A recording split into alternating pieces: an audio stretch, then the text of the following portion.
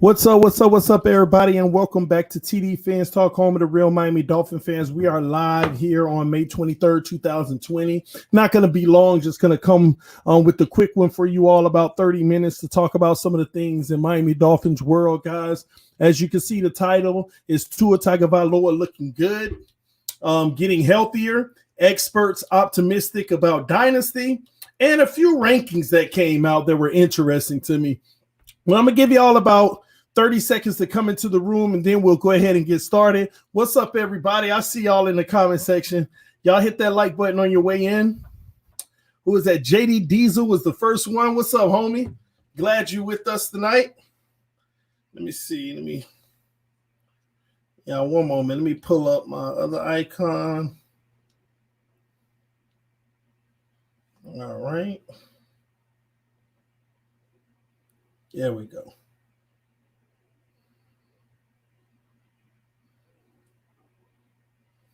All right, true fans, I see you, man. The homie Breon in the building, y'all. What's going on, Bree? Let me see here.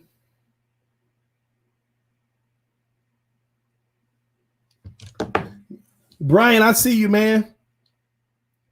See everybody loading into the room. All right, so first and foremost, man, I want to get down to it because, everybody feels that I'm a Tua Tagovailoa hater, which I'm not. I'm happy that he's a Miami Dolphin now. At the end of the day, we're going to embrace him every chance that we get. But more footage has come out of him working out. I don't know if a lot of you all have seen the actual footage. And just in case you haven't, because a lot of people usually don't see the stuff, so I'm going to make sure I put it up for you all so you can see exactly what I'm talking about. And this is the type of stuff that I'm going to be honest with you. At this point, I'm starting to get excited about. Because this kid, they're saying that he's on pace and may even start this year, okay? That's what they're saying, that he may have an opportunity to start at some point this year. I don't know when that'll be. But he's working on his footwork, getting himself together, making sure that hip. I mean, he's moving it. Everything's looking good.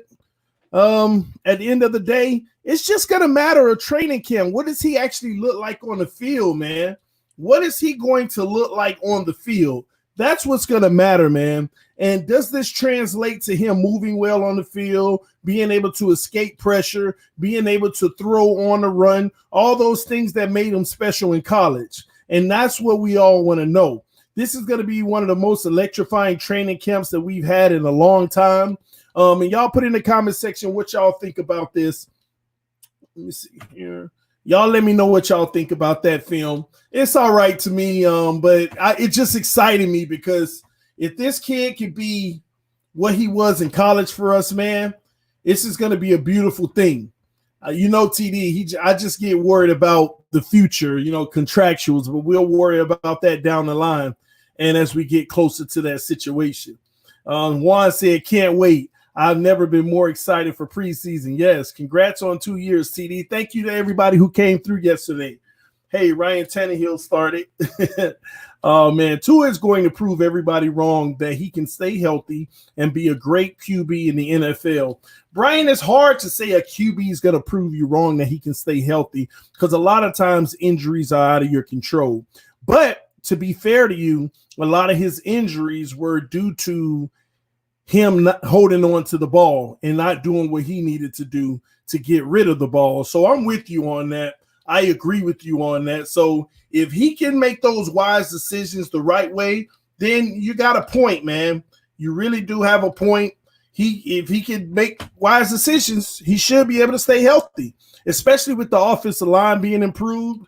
That's what it's really about, man. If the offensive line is improved, that's what it's about. All right? It's on and popping. Tua is not ready. Oh, there go Quint. Quint, why you think the man ain't ready? Why you don't think he ready, man? You think he a step slow or something? Talk to me, Quint. I need to know, man. All right, guys, on to other news. Some of the NFL greats, man. A lot of people are actually walking around saying that the Miami Dolphins are looking like they're building a dynasty. And I continue to say that, but there's a lot of people actually they continue to spread those sentiments.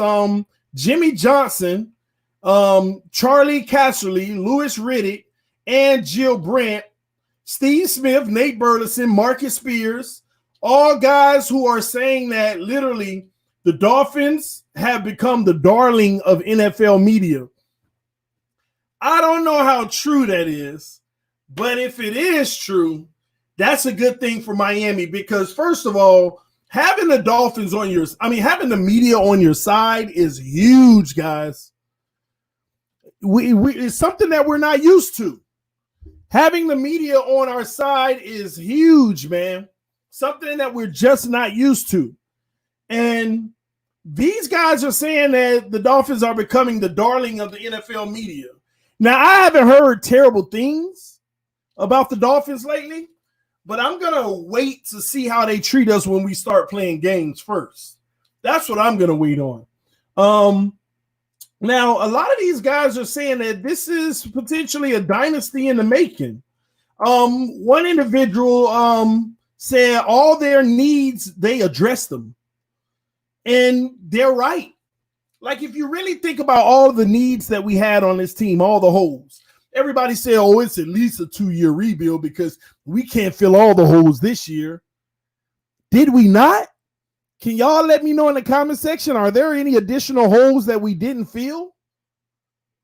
Did we leave holes that aren't filled? Y'all got to let me know in the comment section because I think we filled every hole and added depth to all of them with great quality pieces. Really, really, really good quality pieces. What happened? Okay, cool. Really good quality pieces, man. That's a nice shirt, TD. Yeah, man, it's my second time wearing it, man. It's pretty cool. I get to show off the guns, the Dolphin tat, free up tonight, That ain't Miami. He just got some flames over there. But we filled most of the holes for sure. Well, most, why not all? Can somebody tell me what holes we didn't fill? That's what I want to know. What holes did we not fill? Because I can't think of any. I can't. Cloud Life said, what guns? Hey, stop hating, Cloud Life. Stop hating, man. Hey, maybe a double barrel or something, It may not be a AR, but, hey, I'm good. We won between some of Jamaica's legends, Bryant. Safety. Oh, okay. You hit me with that one. You're right. You hit me with that one. Maybe the safety position. But truth is, do you think they went into that situation already feeling comfortable about the safety position? Because let me help y'all understand something. I think the safety position is an attributable. The safety position is purely an attributable, okay? Because if you're think about who the safeties are helping. They're helping the boundary corners. They're helping on the tight ends. They're helping on anybody coming deep or through the middle, right? And we've built a defense of guys that don't really need the help. So is the safety position really a glaring need? You got to think of it like that. They throw a go route against Byron Jones on the boundary. In theory, he should be able to handle it on his own. So any safety help, it doesn't have to be great safety. Any safety help would be a plus because he should be able to handle it on his own. Throw it out there against Xavier Howard on the boundary. In theory, same thing, but you know how I feel about it. X need a great safety behind him, in my opinion, because he takes chances. But that's Eric Rowe's side. That's how I feel. TD with the gun show, flex on. Hey, Cloud Life called me out and said, what guns, man? So y'all calm it down, man. Don't draw too much attention to the double barrels, baby. Woo! Our biggest need now is left tackle. Well, how could we automatically write the guys that we drafted off? That's unfair. That's so unfair. Well, they're not a first-round pick, TD. Yeah, we did. First-round pick left tackle. So we automatically writing off the guy that we got at number 18? That's unfair. That is unfair, man. So when we talk about, we need a left tackle, let's see what happens. Let's see what happens. We need depth at tackle still. I disagree. I think with the guys we have on this roster and their interchangeability, we're just fine. I think that we are just fine with all the guys that we have on the roster right now, man. Just fine. I don't think that it's a case where we have the depth. You got to understand, we got players that's going to be playing in the interior that has the versatility to play guard as well. Cloud Life said TD putting in work this month. I'm trying, man. I'm trying to go live at least once every day. I'm trying to do that now, man. TD, did you read the article I sent you on your email? Todd, I'm going to say no, not yet. I'm curious of when you sent it. I am sort of new here, but loving the info I get here. Anthony Harrelson, thank you for saying that, and welcome to TDPHINSTALK. Don't forget to hit that like button, man. Don't forget to punch the like button. I appreciate that. Greatly appreciated, all right? Yes, we have 120 in the room. Y'all make sure y'all hit the like button because we only got 52 likes. Take some time real quick, punch that like button because then YouTube will let other people know that we are here, ladies and gentlemen. We are here. All right? But yes, man, Dolphins built the trenches very well on both sides of the ball. I agree. I definitely agree. Now, let me get into one more thing before we just chat it up for tonight, okay? I want to get into one more thing, okay? I want to get into these rankings that have come out. Have y'all heard about these rankings? Have y'all heard about these rankings? I want to get into them because they're interesting to me. So, ESPN has ranked the Miami Dolphins offseason at number 7 overall. That's pretty good. I have it at number 1, but number 7 overall is pretty good, y'all. That is pretty good. Okay? But they ranked the running backs, our duo of running backs, 12th in the NFL. Do y'all think that's fair? The duo now, they ranked our running back duo 12th.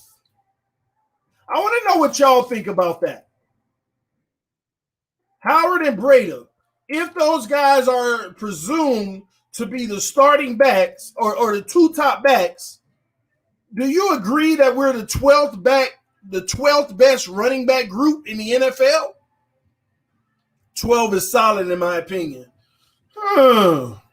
12 being solid, maybe 10. A thing. We have a nice duo. 12th though? That was interesting to me. 12th in the NFL. Now again, that's above average. That's the top half. That's not the bottom half of it. So I'm with that, but at the same token, is it something we got to get better at though?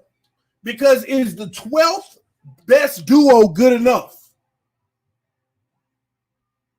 No, I'm with you, Milk King. Yes, until they prove otherwise. I'm not tripping about where we're ranked. I'm more so worried about, is the 12th best duo, is that going to get it done? Is that going to get it done on our road to try to win a Super Bowl? Not just sustaining and we got a decent running game now. You know how we do on this channel. We want Super Bowls, baby. So is that good enough? Let me know in the comment section, yes or no. Is 12th best duo good enough?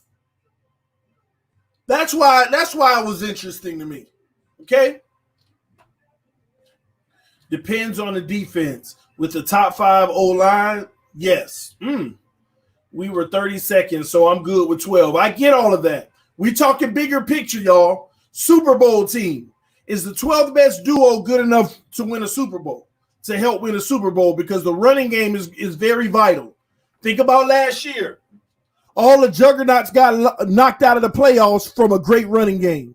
San Francisco ran through teams with a great duo in running backs. If you think about the Chiefs, look at where they had the most success in the game, on the ground, in the Super Bowl. Everybody talk Mahomes and all that stuff, but think about where they had the most success in the game, on the ground. Damian Williams had a career day. So that's why I asked, is the 12th best? Is Howard and Breida the combination that can get it done? Just interesting to me. I want y'all to keep that on your mind because I'm thinking about it now. Is that good enough? Now, another one. This one hurt my feelings, though. But I understand it, but I don't care that I understand it because it still hurts my feelings.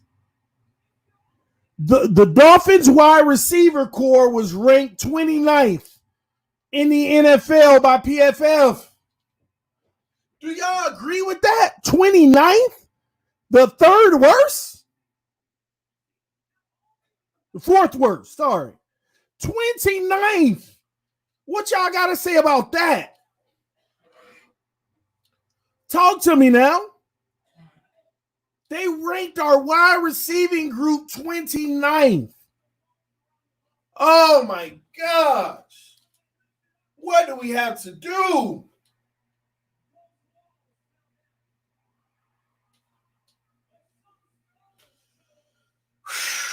Y'all tell me in the comment section, where would you rank our receiving group? Because we're going to ignore PFF because they're full of crap.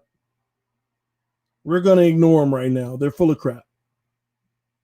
Where would y'all rank them? Let me know in the comment section.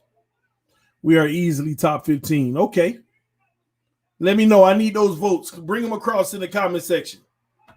Because I couldn't believe this. We top 5 wide receivers. Parker had 1,200, bro. I know. 10, 15, top 20. I honestly say around 15, at least 20th or 19. Tua Tagovailoa. 15 at minimum, 17 probably, 21. Shout out to George Albanese. I see you, homie. I'm glad you're rocking with us, man. Glad you're here tonight. Mod Squad in the building. George said 10 to 15. Woo! Brandon Hudgens said top 10. 7th. Ooh, now you, I don't know. Top 25. TD, how are we 29? We should be 32. Wow, Mike the Milkman, stop that craziness, man. Talk about we should be 32. Chill out with that crazy stuff. George said, yes, sir. Nobody did anything. No. What they're not taking into consideration are the injuries. They're looking at raw numbers and not looking at the talent, ladies and gentlemen. I am here to tell you the Miami Dolphins are not lowered in number 20. Now, we're not lowered in 20th. But why isn't TD all the way in the 5 or 10 range or 15 range? Listen, I keep on saying this. Guys.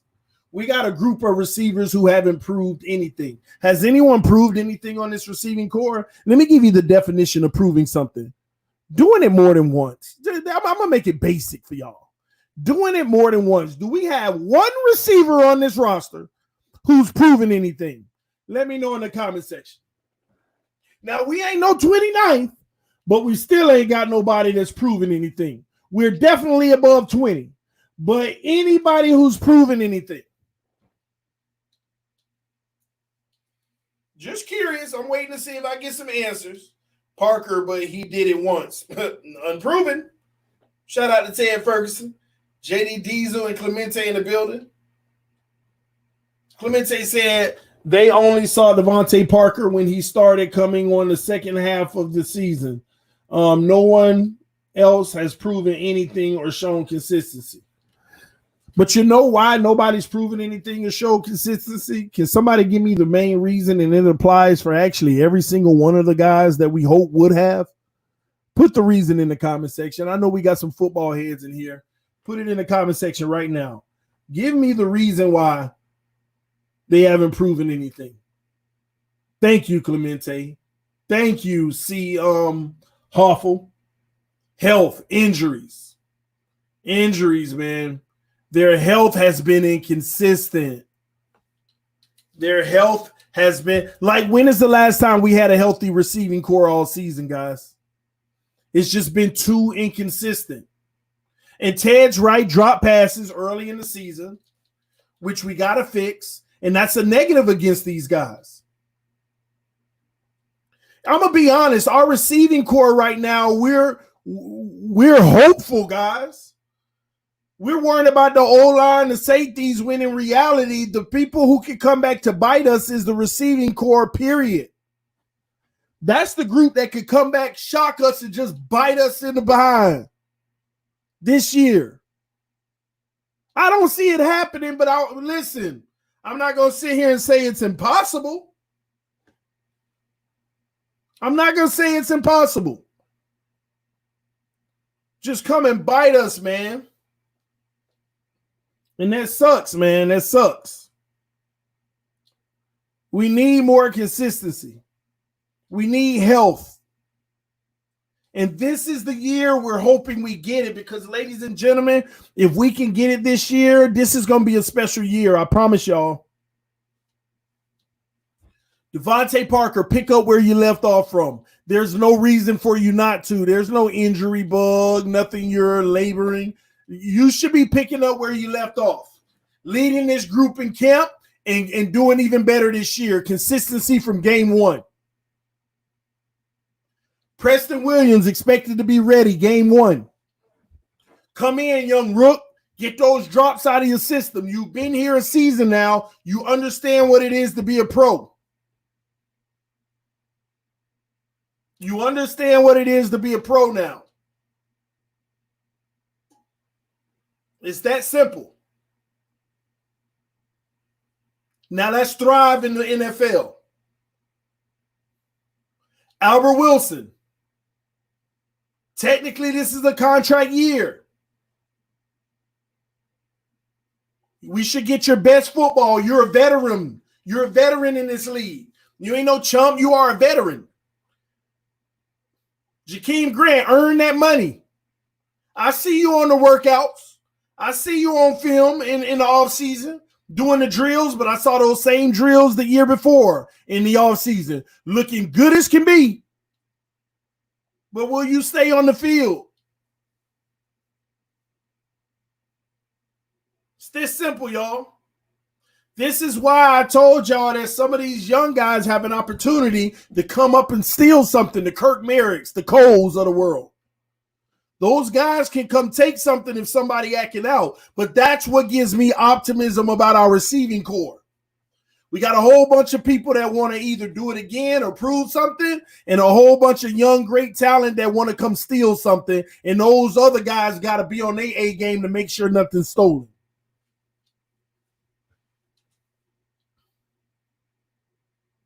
Xavier Howard, I would love for you to get over 1,000-yard season. Preston Williams, 800 yards this year is a success for you. Undrafted, 800 is big for you. Truth is, some of us believe you could be a 1,000-yard receiver this year.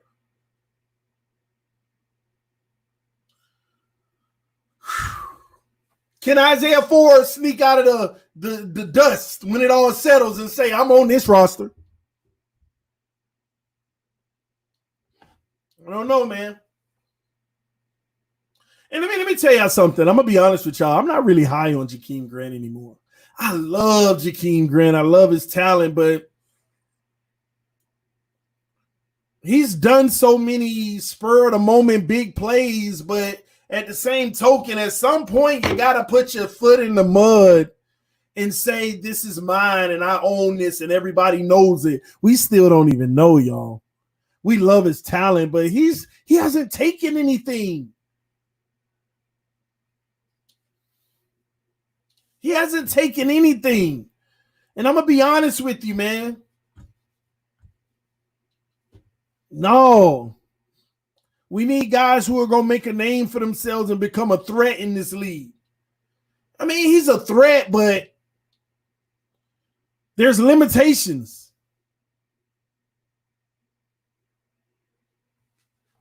We will not know how good the receivers are until Tua takes over. Oh, attributables, huh? Jacquees talking attributables. Because one quarterback can make receivers look one way and another quarterback can make them look a whole different way. I'm with you on that to a degree. I'm with you on that. And vice versa with a quarterback. He needs the right things around him to really determine how he is, how good he's going to be. If y'all had a time, put it in the comment section real fast. What are our top 4 receivers right now? Who are our top 4 receivers? Who are our top 4 receivers?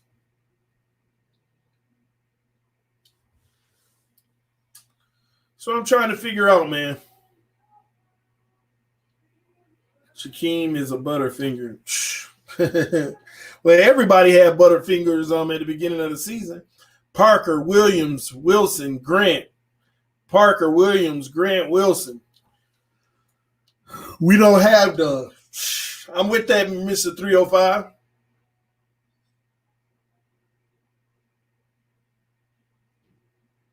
Parker, Gesicki, Wilson, Williams. That's more realistic to me. I don't even think Grant is top 4 right now. Some of y'all throwing Hearns in there. Some of y'all throwing Ford in there. You see what I'm talking about? You see how it just keeps on changing? That's what we have to fix. We have to fix that crap. We got to know. In this training camp, we got to know. We got to feel good about it. We got to feel good about it. We're running 4 wide with a halfback. We got to feel good about it. This is Chan Gailey's offense, y'all. This is Chan Gailey's offense. We got to feel good about it.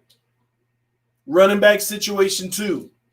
We really don't know. We're all just making assumptions. Just like last year, we made tons of assumptions. We really didn't know. TD, do you think we should go after Logan? I told you, if he can bring his price down, we better be swinging. If he can go down to about $7 million, he's a Dolphin.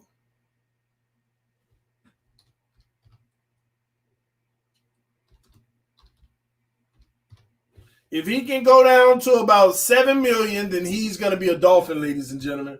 I'm telling y'all. Logan Ryan, if he goes down to about $7 million, y'all keep your eyes open for it. And there hasn't been any new information on it. And it's crazy. Look at all the talent out there. Look at all the talent out there. Jadeveon Clowney is out there. Logan Ryan is out there. Larry Warford is out there. Some are out here talking about Antonio Brown now. He's out there.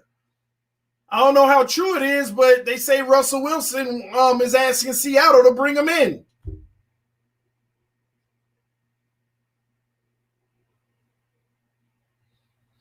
Let me ask y'all, if y'all had to pick 2 of those guys, which 2 would you bring in? Antonio Brown, Logan Ryan, Larry Warford, and Jadeveon Clowney. Which 2 would you bring in right now? Which 2 would you bring in right now if you had the chance to get them on the right price? This is a good one. If you had a chance to get them at the right price, which 2 would you bring in? This is interesting. See what y'all going to say. Logan and Warford. Ryan and Clowney. Oh, man, Clowney, Warford. Logan and Larry. Logan, Warford. Ryan, Warford. Clowney, Warford. Logan and Warford. Ryan and Warford. This is interesting, ain't it? If you had a chance. Who would I bring in? I would bring in Larry Warford on a 2-year deal. And this is actually a tough one. Larry, I would definitely bring in. Logan or Clowney?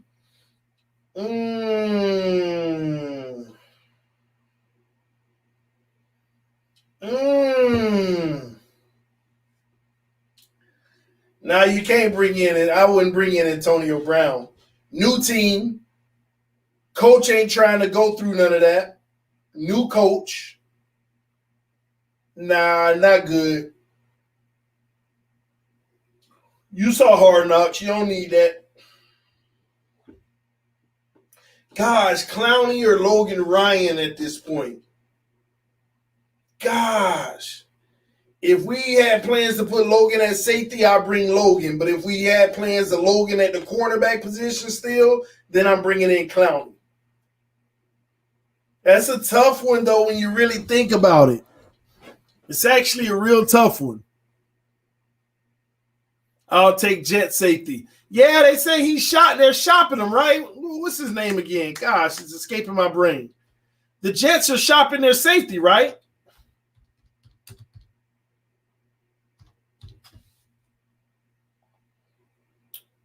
Let me see. Jamal Adams, yeah. Jamal Adams. Latest updates report. Cowboys seriously in play to trade for Jet safety Jamal Adams. Jamal Adams, Jets, and safety. You know, the Jets ain't making no trade with Miami.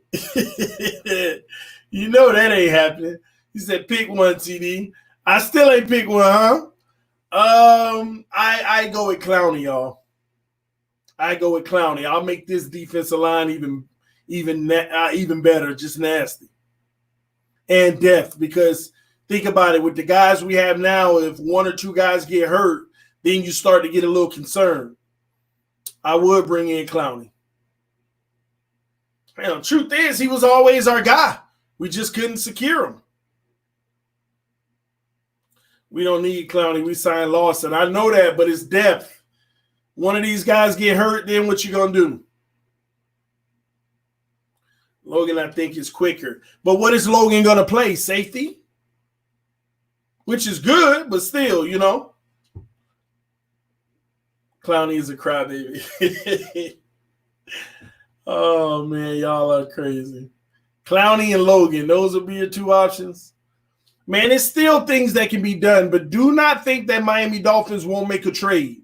I still think that we are in play to make a move this offseason that's going to make us even more surprised at how our offseason is gone. Do not be surprised, but it got to be the right player at the right age and at the right price. Get that straight now. Has to be the right player at the right age and the right price. No question. We're going to trade for Aaron Donald. TD trade X for Adams. Listen, if you traded X for Adams, then we sure better be bringing in we definitely better be bringing in Logan Ryan. I mean, y'all may get mad at me, but I would do something like that. I'll bring Adams in, get Logan Ryan, and trade X. Let me not say I'll do it. I got to go look at the numbers, the contractuals, see if it add up. But I would consider that. You get better at safety and, in my opinion, just as good at corner with Logan Ryan. While you're still developing Nick Needham and Noah to possibly take on that role later on. It's that simple. Logan Ryan on like a 2-year deal. I would not rule it out.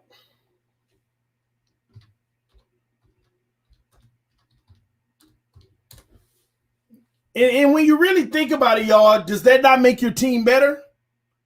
Keep your team the way it is, or go get Logan Ryan and Jamal Adams and just trade X. Which is a better team? Logan Ryan and Jamal Adams in that secondary with Byron Jones, or just X and Byron Jones? I'm just curious. Y'all let me know right now which one is better. Which one is better? Which one is better?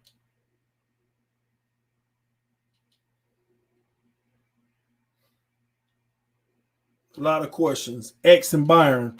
Wow. X and Byron is better. I want X and Byron. Y'all, wow, y'all are shocking me right now. Y'all are shocking me right now.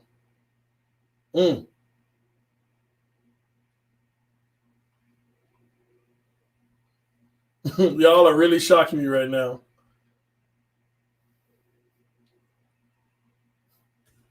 Let me get this straight. Jamal Adams, two-time Pro Bowler, first team All-Pro last year.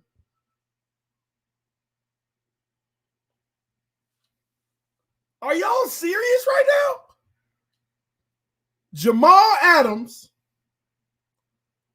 two-time Pro Bowler in the last 2 years, first team All-Pro last year. And you're going to get that guy and Ryan Logan, and you want to hold on to X? So y'all are saying X is better than Jamal Adams and Logan Ryan combined, when in reality, X is not better than Jamal Adams by itself. What are we talking? Come on, y'all. Maybe some of y'all don't know who Jamal Adams is. He's young. He's on his third. He's about to start his fourth season, y'all.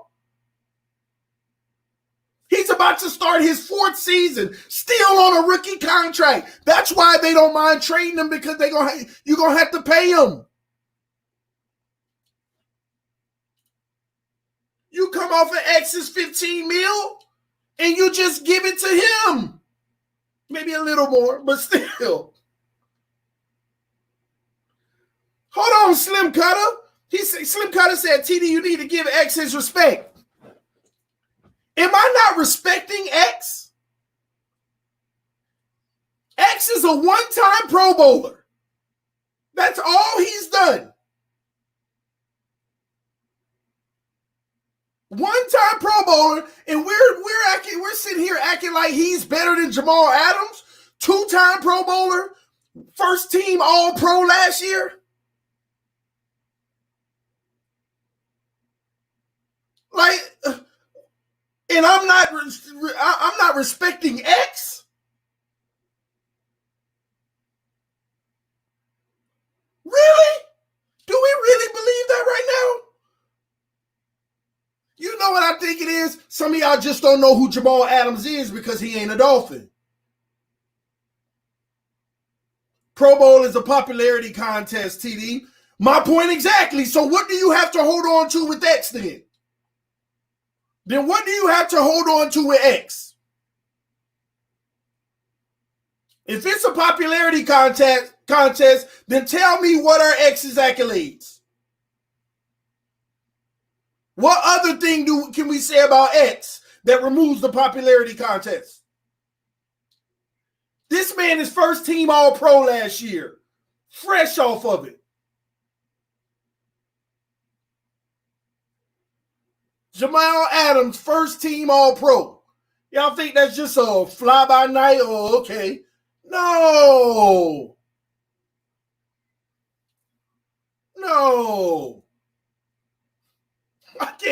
I can't believe some of y'all are really defending X against this guy right now.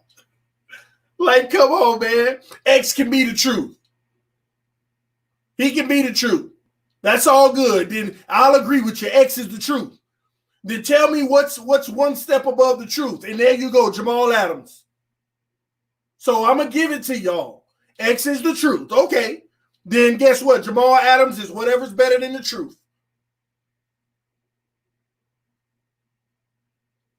That simple. Because he's a Jet scum. Why you think he getting traded though? He ain't gonna be for much longer.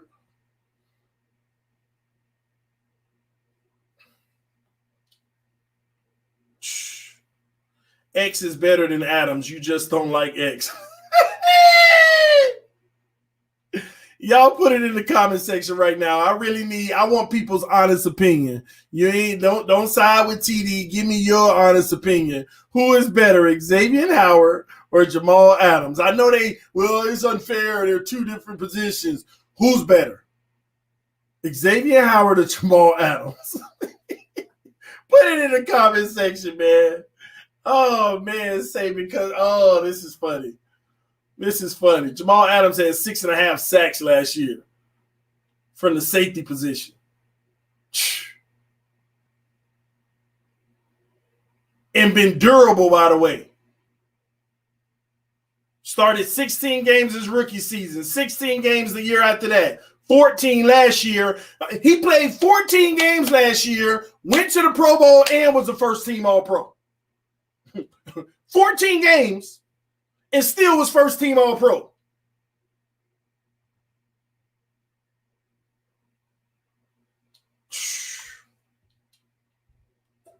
Wow, I'm actually getting a lot of X's. This is interesting. I'm seeing a lot of X's. X is better because he can cover. Cover what?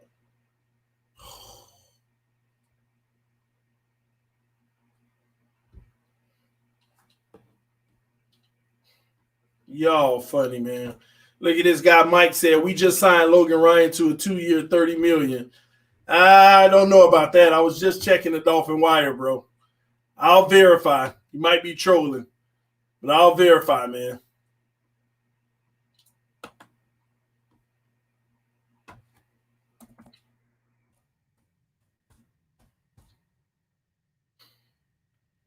Yeah, I'm not seeing that. Not seeing that. Would have been nice. I'd have been down with it. I definitely would have been down with it. But I'm actually shocked, y'all. Y'all have shocked me. Y'all shocked me, man. Y'all shocked me. A lot of y'all actually said X is better. Wow. And then somebody said 7 interceptions. Wow. We're going to hang our hat off of 1 year of interceptions. 1 year of interceptions.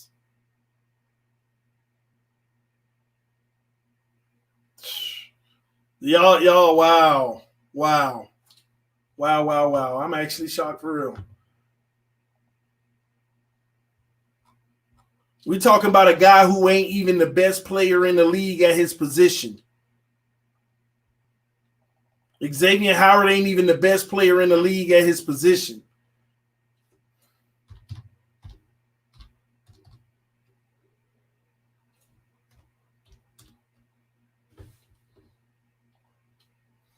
X isn't that good. I can't believe y'all wouldn't trade X for Adams. I ain't gonna lie, they shocking me, bro. They are shocking me.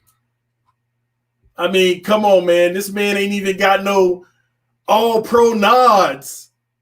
Where's X's All-Pro? Where's X's All-Pro honors? First of all, do y'all know what being All-Pro means?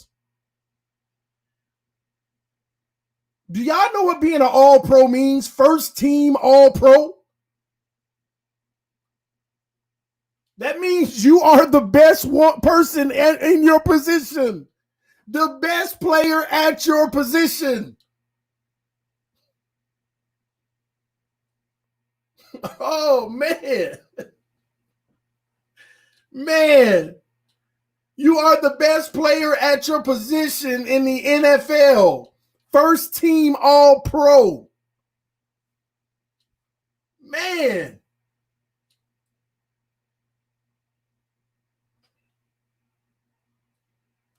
Byron Jones doesn't have Pro Bowl or All-Pro nods, so let's trade him. Jamal Adams then.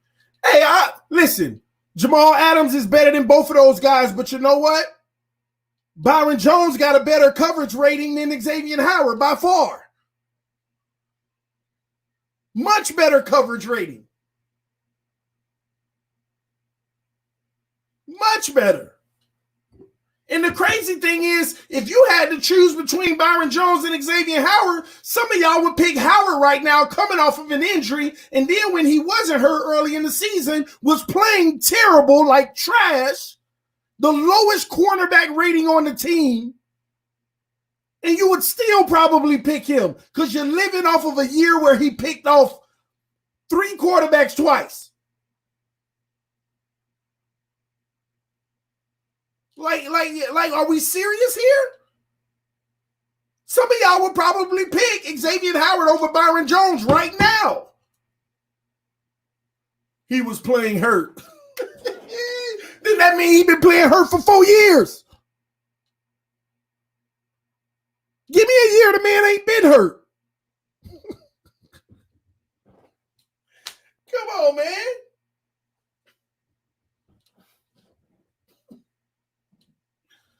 Man. And you're living over the Cowboys game with the trash D-line. Oh, was the Cowboy game the only game that Xavier Howard played, ladies and gentlemen? Was that the only game he played? Because I remember Antonio Brown coming up in Miami gassing him for 2 touchdowns. Right in front of me on the field as I'm at the game, I'm watching it. I remember Baltimore coming in giving them the business. Talk about I'm living off of the Cowboys game.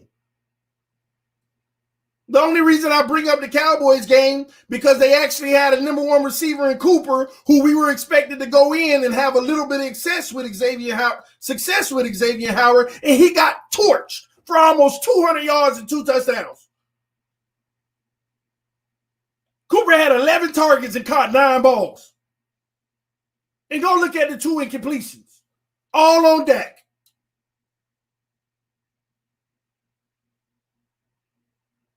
All on Dak. Just getting torched.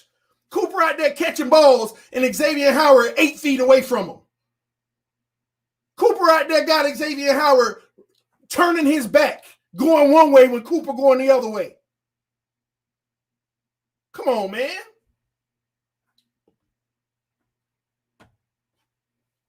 It's ridiculous, man. TD, you ain't being fair. The Dolphins play like trash and didn't get jail yet until after going down with injury. What that got to do with Xavier Howard, who's over there on the island? We sitting here acting like Dak had 5 seconds to throw the ball and then he found Cooper. He was getting the ball out of his hand in 1.5 seconds to Cooper.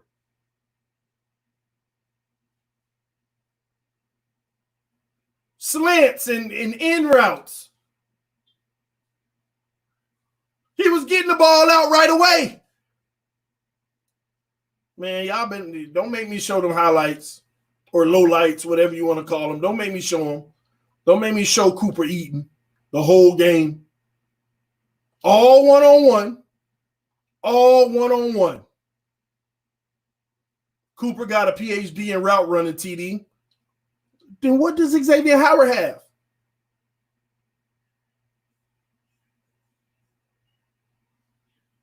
What does Xavier Howard has? A certification in gambling? I mean, what are we talking about here?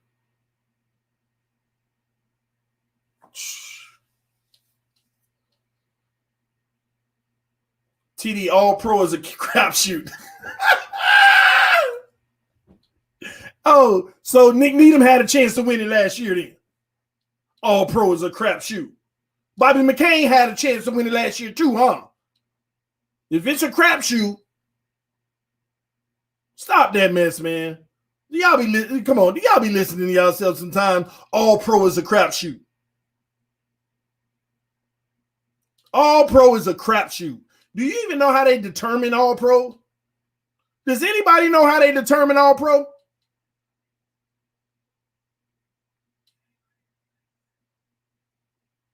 Thank you, Victor. He had more than one bad game, guys. X didn't have a single good game last year.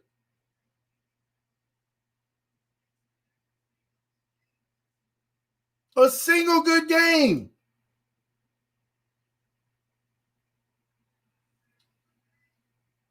Man.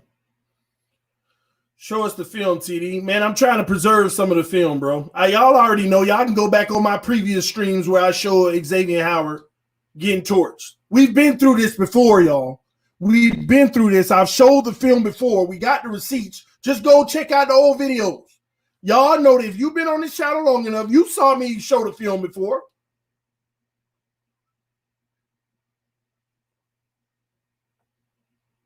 We've done this already. Y'all making it seem like the Cowboy game was the only game he played bad last year. He had the lowest rating on the team last year in the secondary. I didn't even know we had 11 guys last year in the secondary, but out of 11 guys, he had the lowest rating out of all of them in the secondary. Oh, he was playing hurt. This is Xavier Howard. Even if he playing hurt, he should be better than at least 5 of them guys. And that was crap anyway, talk about he was playing hurt. The man was 100% healthy, and then he got aggravated. Well, he was playing hurt, TD. I think that he was actually hurt. I think he wasn't 100%, TD. Then if that's the case, what make y'all think he coming out 100% this year? All pro ain't no, stop that mess, man. Like I said, do y'all know how they determine all pro? TD, you crazy. Only on Saturday nights, man. X was hurt all year. And last year, and the year before that, and the year before that. Like, come on, man. He was hurt last year. Oh, when hasn't he been? When hasn't he been, man? Come on, man. Man. His contract is about to not be 100%. Well, his contract ain't 100% anyway. They front-loaded the first 2 years so they can get off of it in year 3 if they have to. That's why I love the way they structured the contract. It was through the 2 years that we would be building. X can't cover a man up in your face. So hold on. Listen, Maj, don't erase stuff if it's not being disrespectful. Because I've been getting a lot of emails lately of the mods have been removing my comments and I said nothing disrespectful. If it's not disrespectful, please, mods, don't delete it. If you disagree with them, it's their opinion. All right?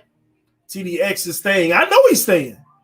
We were just talking about would you rather have Xavier Howard or no Xavier Howard and bring in Jamal Adams and Logan Ryan? And they sit there, everybody talk about have X. We just asked a hypothetical question. I was just shocked by the result, by the answer. And people talk about they really want this team to be better. I don't get it. You want the team to be better, but you would keep X over Logan Ryan and Jamal Adams. All-pro safety, just finished his 3rd year in the league, younger than X. First team All-Pro last year. And Logan Ryan, who can do just as well and get the job done on the outside with a better safety behind him. And you think that Xavier Howard is the better than that combination? Having the best strong safety in the league with Logan Ryan in front of him? You wouldn't take Logan Ryan with Jamal Adams behind him? You would rather have Xavier Howard by himself with the safeties that we have now. And you want the team to be better. Like, well, where is that adding up? Somebody said the cap hit would be crazy. How, Iceberg? Excuse me, I'm one of those mods in your comment section. We're only deleting the ones with cussing. So if you want us to keep the ones with cussing. Oh, no, yeah. All the comments with cursing, yeah. That's not cool. And we want the team to be better, man. No, man. I don't see that. And hey, if I disagree with y'all, it don't make y'all wrong. It's just my opinion. And I'm getting an opportunity to push my opinion real hard. I get that. But it just, for me, it doesn't add up.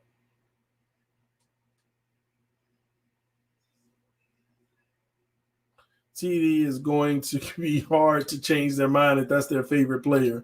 I know that's what it is. It's the fandom with X.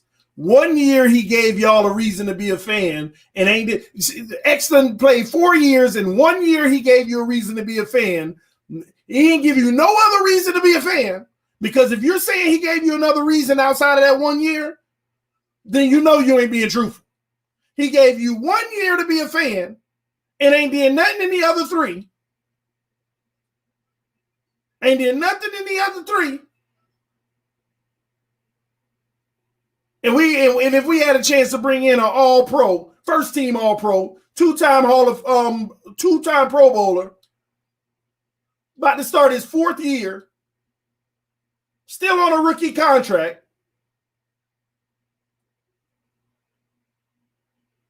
and Logan Ryan to replace X on a 2-year deal, which is good enough. Come on, man. Come on. Somebody said TD, that cap hit would be crazy though. How much you think Jamal Adams is gonna get a year? How much you think he gonna get a year? Come on, man. X wants to be here. Adams fighting with his team. There's a reason for that though. Let everybody know why he fighting with his team. Because he playing under Adam Gase. Just like Devontae Parker was fighting with his team. Was he not justified?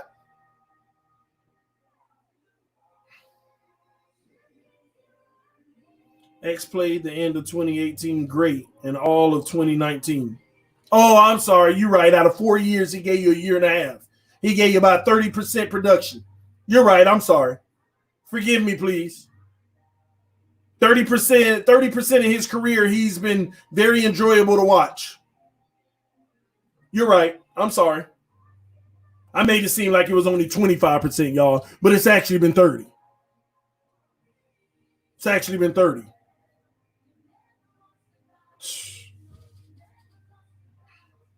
Man, TD, X is to them like Tannehill is drive is to you. Yeah, I get that, Todd, but the difference is if we had Tannehill on this roster right now and they said, TD, you got a chance to bring in Patrick Mahomes, I ain't gonna sit here and say, nah, Tannehill, he's better for this team. Tannehill is. That's the difference here. I get that X is to them like Tannehill is to me. I get that. That's fandom. I rock with that. But if I'm going to sit here and say I don't want Mahomes over Tannehill, then I'm tripping. I don't want Russell Wilson over Tannehill, then I'm tripping. Now, if we talking salary, then we can have a conversation. But that's the difference here. Tannehill, bye-bye. I wish you the best. Insert Patrick Mahomes. Insert Russell Wilson. That's the difference. So please, comparing them, how they see it with how I see it, totally different. I'm all for them being a fan of X, but they would rather not make the roster better overall just to keep their guy. No, man. No. That's why I can't. I can't, man. Watch out for Tankersley, y'all, sleeping on him. It's a lot of people we could be sleeping on, but they got to come out and prove that. They got to prove that. They have to, man.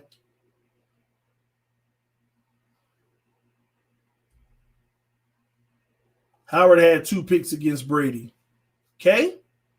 Is that how we gauge somebody? But this guy picked off Brady twice. That's how we do it? He get his wings because he picked off Brady twice?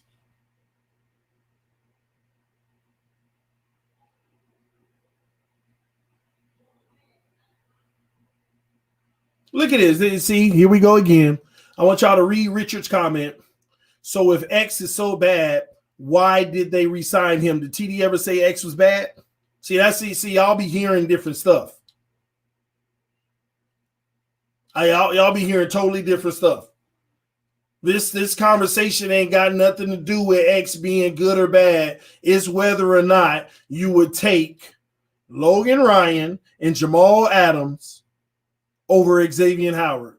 2 guys over 1. That's what this conversation was about. It was never about if X wasn't talented. X is talented. He's a good corner. I'm excited about seeing him and Byron Jones this year. I'm hoping that we get Pro Bowl X this year.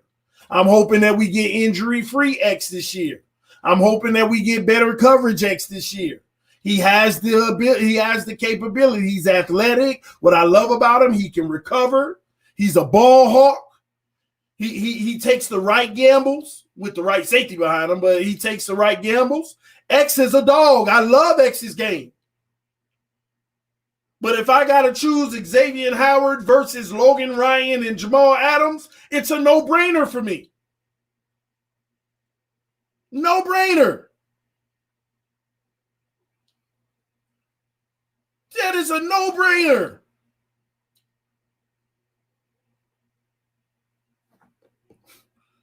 This is an easy one. Easy.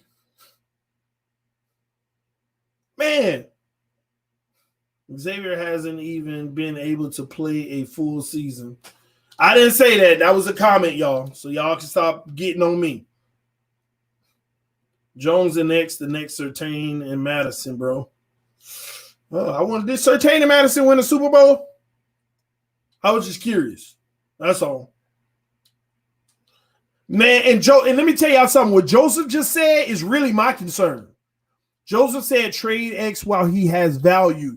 Think about it, y'all. The guy has injury consistency.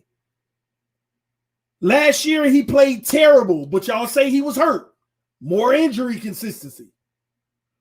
Y'all are holding on to him and hoping that he becomes the guy that he once was in one season where he had a pick in 4 games.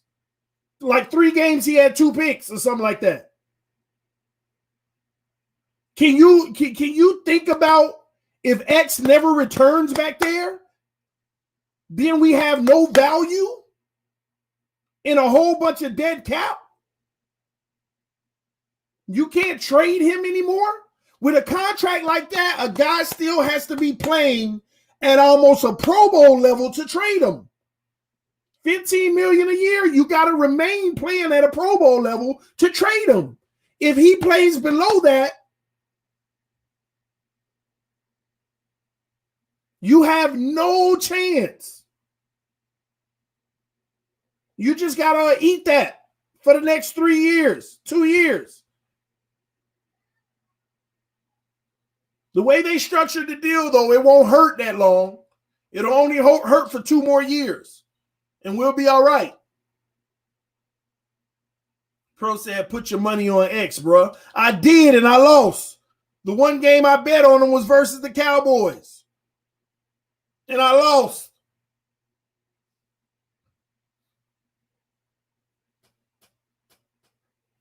The one game, me and my wife traveled from Florida to Dallas for the Dallas versus Dolphins game. And I went to my old barber, and I'm talking trash in the barbershop. X about to lock Cooper down. And we put a bet on it. I just zelled him his money and kept it moving, man. And kept it moving. So I put my money on X. Keep Xavier Howard and still trade for Jamal Adams. Now you're talking real nasty. Now that's a whole nother level. That's sweet there. Woo! I ain't gonna lie, that'd be, oh boy. That's a sweet scenario there. That's nasty. I couldn't see them eating that big cap again. I couldn't see them eating that cap. Jamal Adams, that's some cap. That's some money. With X's contract, with Byron Jones' contract, man, you have almost $50 million in between those 3 guys. Just those 3. TD, give them a first rounder and take Albert Wilson. Now you're talking, Victor. But you got to understand, even giving him a first rounder, you still got to pay the guy. Because I'm down with giving him a first rounder because that's what we got back from Minka. The problem is Minka was only costing us how much was Minka costing? What? A few million a year?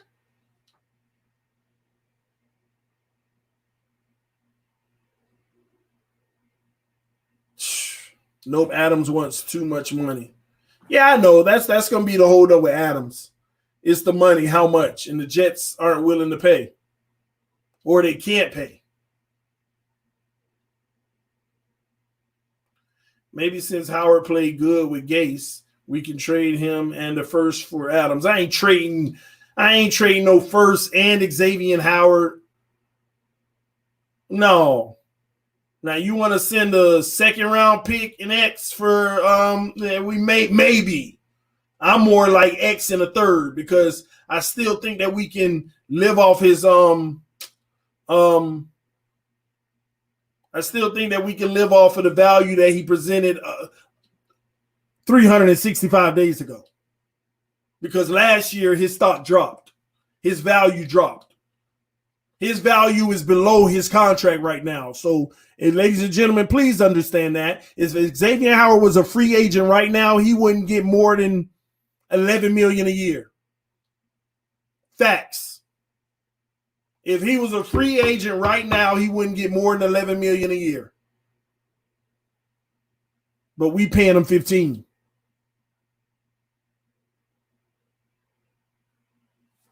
Does X have a trade clause? No, man. No. They wouldn't have front-loaded the contract if he did.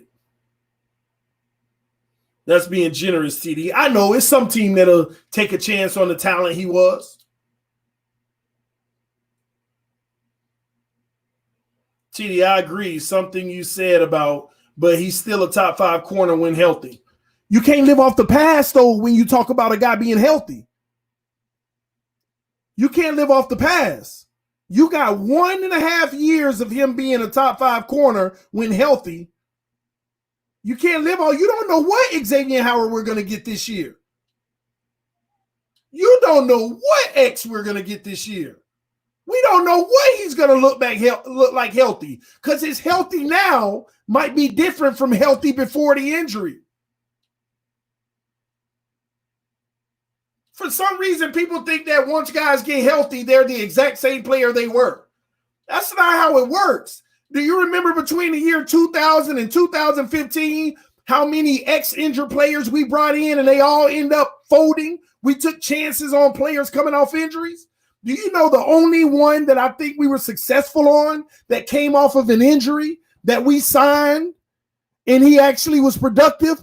One guy that I remember, y'all might be able to name more, but it was only one guy that Miami signed off of an injury that was successful. And that was Brent Grimes. Brent Grimes, the only one. We went through over a 10-year span of bringing in all these guys coming straight fresh off an injury because we got them for a low deal and we were hoping that they return back to form. And none of them did but Brent Grimes. The only one. Do y'all forget that? Are y'all forgetting the last 20 years? Take the year 2000 to about 2015. When you go through the roster, all these guys that we brought in that were veterans, they were once really, really, really good players, and they got injured, and we got them in as a free agent. And if they could just return back to form, we got a top-tier player. Brent Grimes, the only one. The only one. Only one that I remember.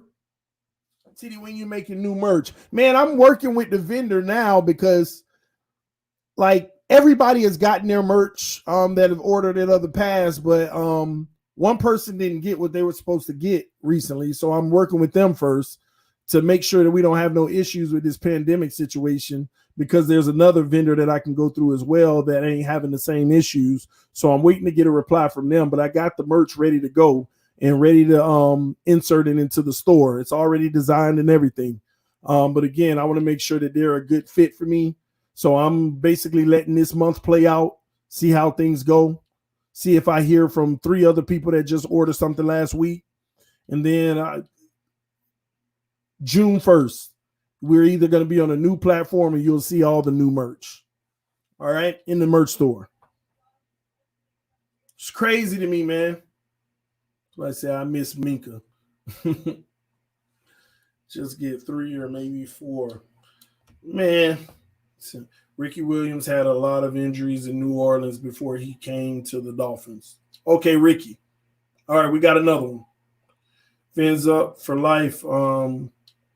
It just went so fast. From Texas. Can we get a shout out, please? Shout out to Texas. I lived in Texas for like 11 years, man. When I graduated college in Florida, I went straight to Texas. I was there for 11 years, and I got back here. I got back here to Florida last year in March. Last year, March, I made it back to Florida, back home. Minka bailed out on us. I don't want him back. Yeah, hey, don't rule it out. You might see Minka back one day. Don't be surprised if that happens. Don't be surprised. Tell you now, do not be surprised if that happens. Hear about Austin. Yeah, I was in Dallas. Fort Worth area. Well, Mesquite, I was actually staying in. Maybe if we winning Super Bowls. But listen, y'all, all I'm saying is we can't be fall in love with players if we got an opportunity to make the roster better. But a guy like Jamal Adams, man, that's your replacement for Rashad Jones at his best. That is your replacement for Rashad Jones at his best. That's your guy right there, man. But we need to be able to bring a guy in like that and we draft him and he becomes that great as well. That's the reality. Y'all let me know in the comment section real quick. Do you think the Miami Dolphins are done making moves this offseason? Do you think that we're done making moves? We got 190 people watching right now. Please hit that like button, guys. Jets will never trade him to us, though. Don't say never, because if Xavier Howard is involved in a deal, then that's possible that it could happen. It's possible. X is a Gase guy, is he not? Nah, no. Yes, no. Is X not a Gase guy? Y'all let me know. I think X is a Gase guy. One of the most crucial parts of Gase's career, X was keeping him alive. Yeah, I know he's a Greer guy, but he's also a Gase guy. A guy who Gase loved. Everybody on this roster is a Greer guy, obviously. No, X never been busted for drugs. You ain't right for that one. I think Brandon Jones is being slept on. To answer your question, yes. Okay. I think we're done. TD, what do you think about... Oh, excuse me. I'm sorry. Where did that comment go? Ooh. Did I lose it? Try to go back up.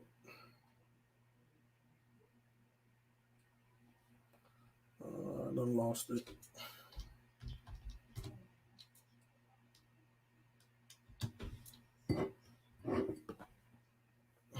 My bad, y'all. Give me a second. I'm trying to find.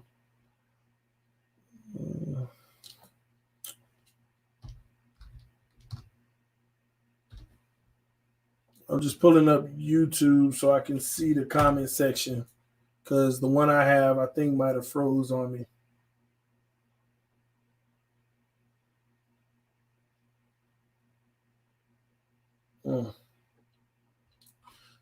Okay, here it is. All right, he said, TD, what do you think about Bubba Bolden? Bubba Bolden?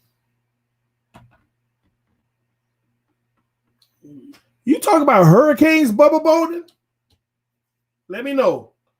Breaking news, TD signing up a lifetime contract with Phins organization. Listen, man, I want to be on that field. Yeah, I think that's what we talk about, the Hurricanes, Bubba Bolden. I don't know if by not drafting Xavier McKinney. Stephen DeBose, man, we'll see. Time will tell. Time will tell, man. TD, do you like Bubba Bolden? For the U, yeah, I mean, very productive. 23-0. TD, do you think X is worth his contract? As of now, no. I mean, when we signed him to it, I didn't think he was worth it. But since we front-loaded it, I felt like it doesn't matter. It's not going to hurt the team. It's not going to hurt the team. I mean, do y'all think that he's worth his contract?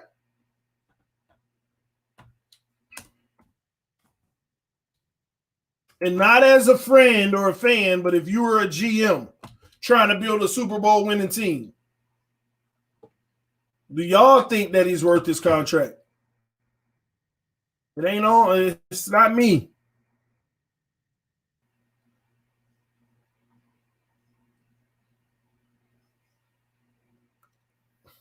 Yeah, last year, Xavier Howard had a cap hit of $10 million. Barely played. This year, he has a cap hit of $13 million. Now, he got a 5-year deal, but they spread it out between 6 because the year he signed the contract wasn't the deal, but they gave him his bonus money right up front. They basically gave him $9 million that year. So technically, in last year, Xavier Howard was supposed to make $1.3 million. That's what Xavier Howard's contract was. Last year was 1.3. But he went home with 10.4 million. Because that's how you do it on a 5-year deal. The year you sign it ain't the year the contract starts, but you can start giving the money then. That's what brings the amount down each year. So right now it looks like he's going to make an average of about 14 million a year.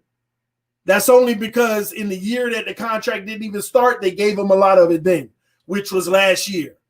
So people have to understand Xavier Howard's contract don't even start until this year. This is the first year of his new contract.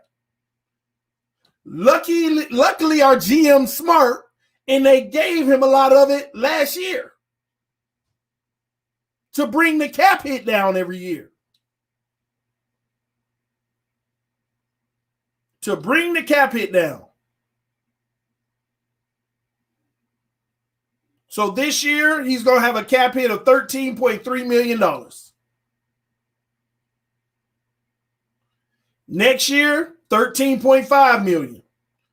With the $6.7 million dead cap, which tells me he's still going to be on the roster if things don't work out.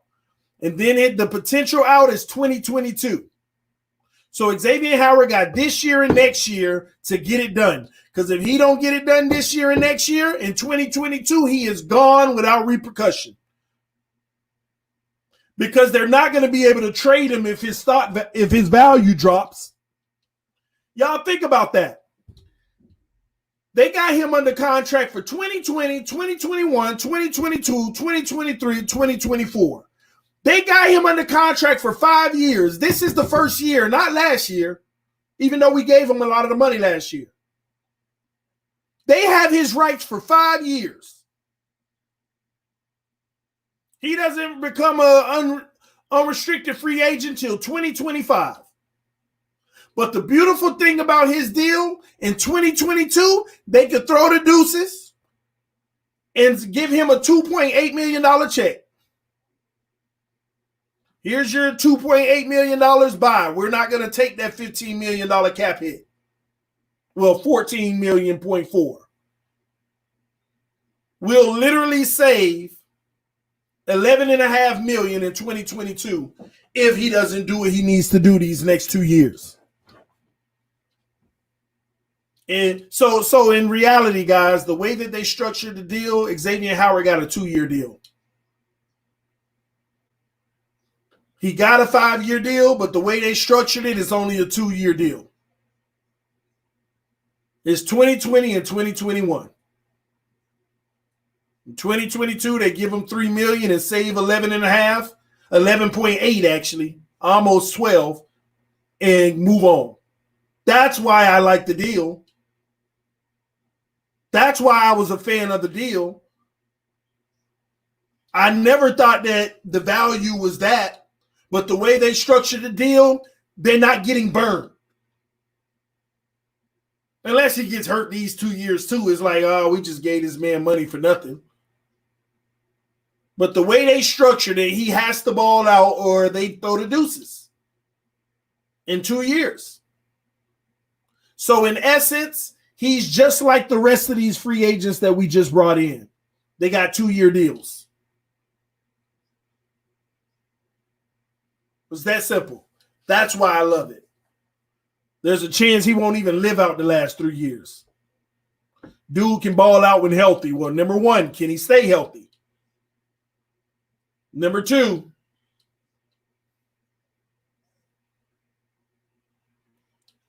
if he's not healthy, are we going to keep putting him on the field so he looks terrible like he did last year?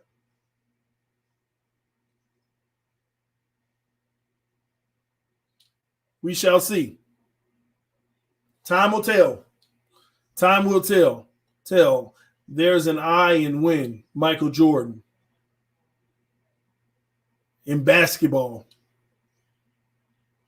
Our front office, man, these guys are brilliant. Man, you should see every single deal that we've written in the last 2 years. None of them hold us hostage. None of them hold us. I think maybe only one of them. I'm going to check it out now to see if it really does. Matter of fact, some of these deals might have came through to where we can see the details now. Because last week we still couldn't see the details. Let's see. Yeah, the only person that's going to hold us hostage for some time is Byron Jones. He's the only one. Byron Jones is the only one, and I'll give you our details on that in a moment, how his is structured.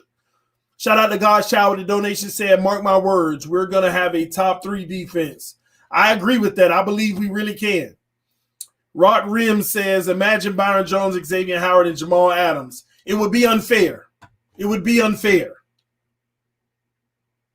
It would be unfair. We would make the Chiefs look like nothing. It would be unfair, y'all. But Byron Jones, y'all, 2020. See, the thing about Byron Jones' contract, his is backloaded. His is middle loaded. This man gets $17 million a year, right? But this year in 2020, he's only getting $14 million. That's the way they structured it. He's only getting $14 million. It kind of make me feel like they really are going to make another move, because that's a save money move right there. You give him his least amount of money in the first year, that's a save money move. And we got some cap. That's what tells me that they still want wiggle room to do a few things. That's what got me anxious. It got me wondering, they got some money that they sitting there just in case the right deal come across. I really do believe it. I really do believe that's the case. Next year, he gets $17 million. 2022, $17.3 million with a $15 million dead cap. He ain't going nowhere. He just passed X contract, he's guaranteed. 2023, $17.1 million, but it's a $6 million dead cap. They could save $11 million, but they'd be writing him a $6 million check. That's an out, but that's an out. And 2024 is their real out. They pay him $17 million, but he only got a $3 million dead cap.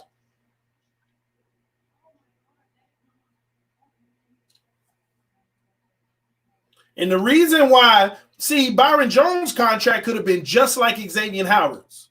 The difference is Xavier Howard played for us in 2019. So they were able to throw a lot of that money on him early before his contract even started.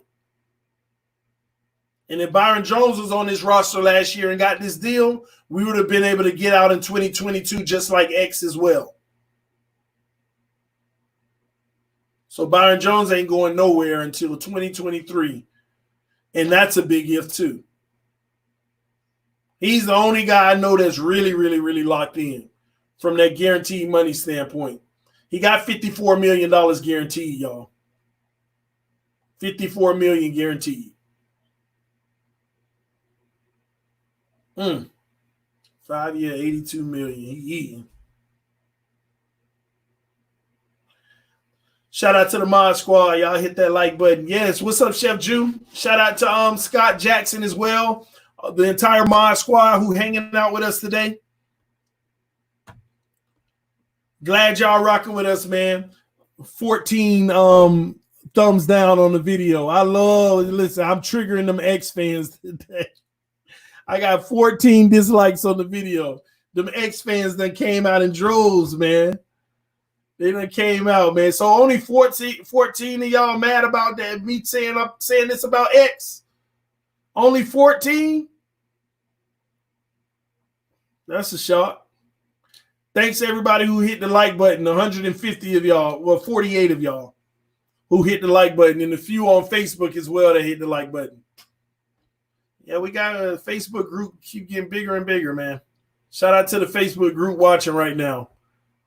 Gotta love them haters. It's all right, man. You ain't doing something right if you ain't got them, Elder Bruce Jones. You ain't doing something right if you ain't got them. It's validation, man.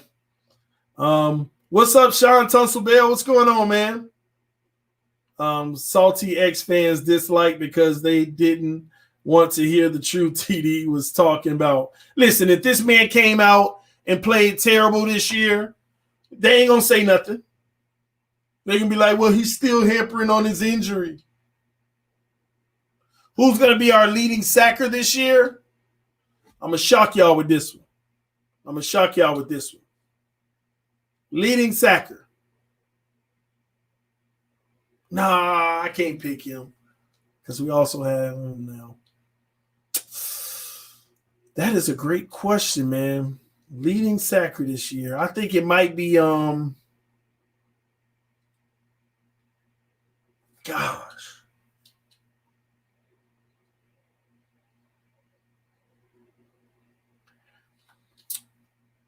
Between this may shock some of y'all. It's gonna be between Wilkins and Lawson. That's what I think. It's going to be between Wilkins and Lawson because I think that this is Christian Wilkins' breakout season.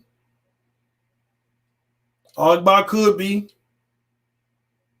but this team ain't built on the sack leader. It's built on everybody eating, everybody making plays one at a time. Somebody said Wilkins. No way, bro. Keep your eyes open. You're going to see a much more productive Wilkins this year because there's more help up front. Yeah, I know he's a defensive tackle. You're going to see a lot of guys with 6, 7, and 8 sacks this year. We might have 3 or 4 guys with 6, 7, and 8 sacks. There's a chance we may have no guy with 10 sacks. Like Brian Flores said, when he was coaching in New England, their most successful year on the defensive line, nobody had double-digit sacks. But they had a whole bunch of hurries. He said nobody had double-digit sacks. He said their most successful year was their least sack year. Because according to Flores, it's not about sacks. It's about hurries, moving them quarterbacks off their spot, making them uncomfortable, breaking up the play, putting them in an improvisation situation. So I don't see anybody just taking off with 12, 13 sacks.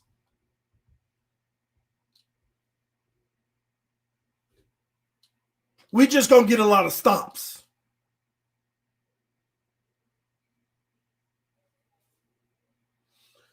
They don't know how to stop Weaver. He has great skills. I hope so, man. Stonebridge. Man, there's a lot of great talent on this roster, y'all. We got the best talent, man. It don't get no better than this. We have the best talent. We have the best talent, man. We're loaded. Depth galore. When's the last time we had a team this loaded, y'all? Please let me know.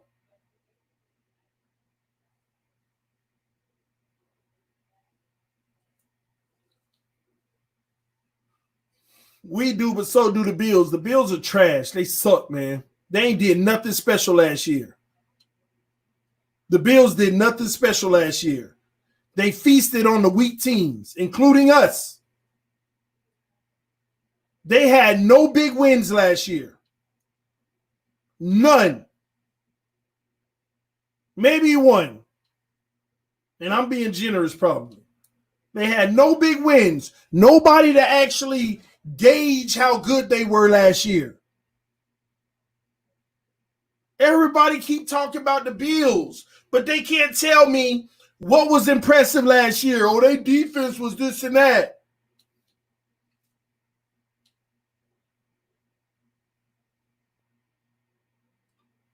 They played the weakest teams in the league and lost to all the good ones. All of them. And that's what I keep saying to people. Like, where is this? Oh, but the Bills, they got a real good. Where is it coming from? Like, give me the details. Help me understand what's special about their team and their roster. To everybody who keep throwing out the Bills, please, I'm an open book. If you can change my mind, I'm all for it.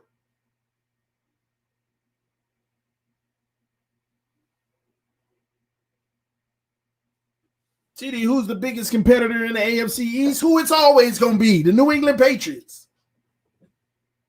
The New England Patriots. They won't be the same without Tom Brady, but they still going to win games. What's the difference between the year Matt Castle came in for Brady? Didn't they go, 12-4 or 11-5 or something like that? Still won games. Still made the playoffs.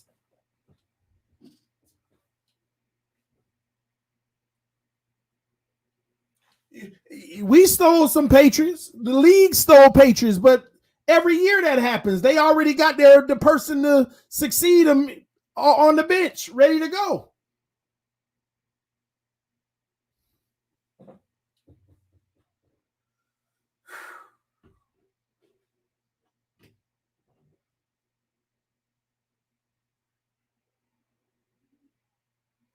The past then and now aren't even close to the same. They never are, but they always find a way to get there. They always find a way to still be a good team. So that's our biggest competition. And we need to open up the season making a statement about ourselves.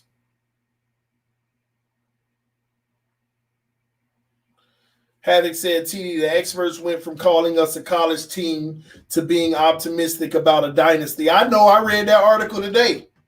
That's a good sign from Dolphins Nation, ladies and gentlemen. If we can get that respect, man.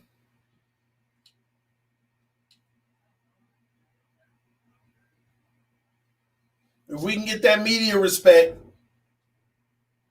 Let me tell y'all why it is important. I know some people be like, even if we don't get it, I don't care. It's important because you got to maintain a good reputation around the league. You got to let these players who are about to become free agents know that the Dolphins are serious contenders and they have some national notoriety. And that, the word on the street is they're the next dynasty. Because if you think that doesn't play in our favor, trust me, you want that favor to be able to pick what players come to your team versus having to overpay them just to get them here.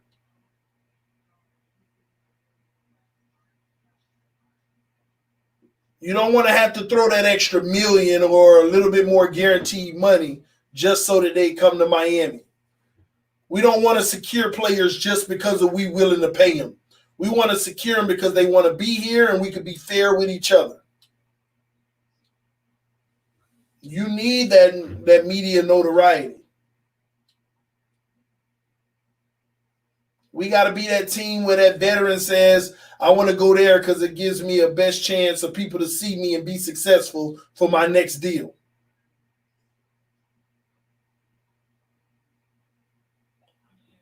It matters. So that makes me feel good, though, Havoc, that they're talking about us now.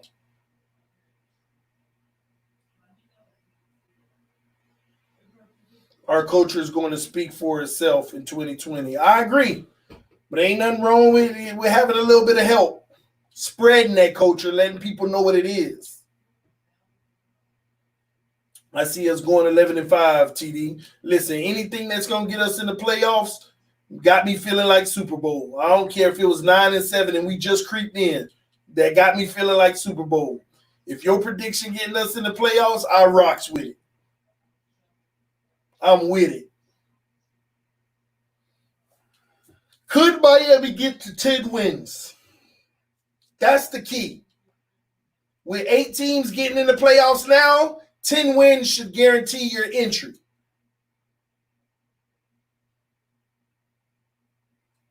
Ten wins should guarantee your entry. Could Miami get 10 wins this year? Jets twice, Buffalo twice, New England twice. That's 6 right there. Call me delusional all you want. That's 6 right there.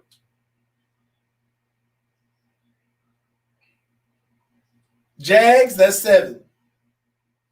We got 3 more wins out there.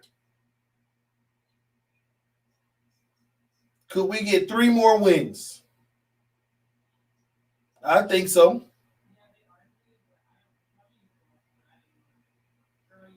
I really do. Raiders, Arizona, Denver.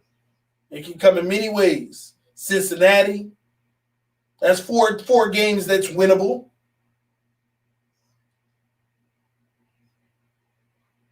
It's 4 games that's winnable. And when we beat Seattle at home, everybody going to take notice. TD, the tight ends, bro, it's our weakness. Is it our weakness in the Chan Gailey offense? Is it really our weakness in the Chan Gailey offense? With the 4 wide concepts? When Gesicki's going to be one of them, it actually might even be our advantage. Gesicki on any linebacker.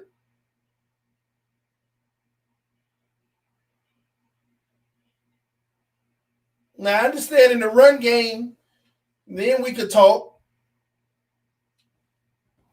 But I hope that we put the right person in on a rundown situation.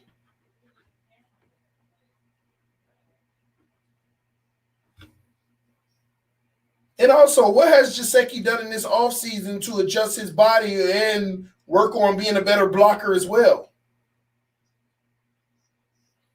I think he meant tight ends on defense.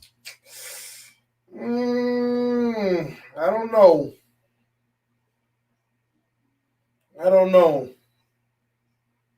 I think I might see your point. Covering tight ends? Depending on the I see your point. We got to get better at the safety position, man.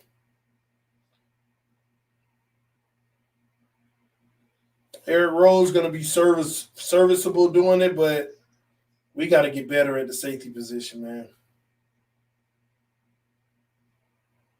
Man, you're right. Hey, I ain't thinking about that covering tight ends. Crap. Ugh, that's actually glaring. Ugh.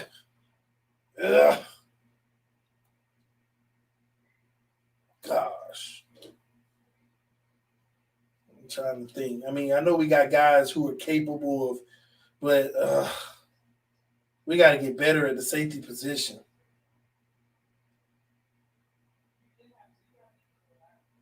Oh gosh, who wrote that comment? They done brought down my mood for the night. Oh man, because what they said is so true. I ain't even gonna look for the person. What they said is true. Gosh. We gotta address that, man. We gotta get better at safety, man. And some teams love to kill you the whole game with the tight end. Big moments, just eating. Ugh.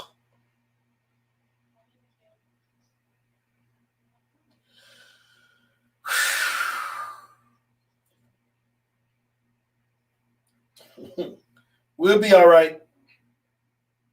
At the end of the day, you know who we got to trust more than anything? Brian Flores. He going to get it done.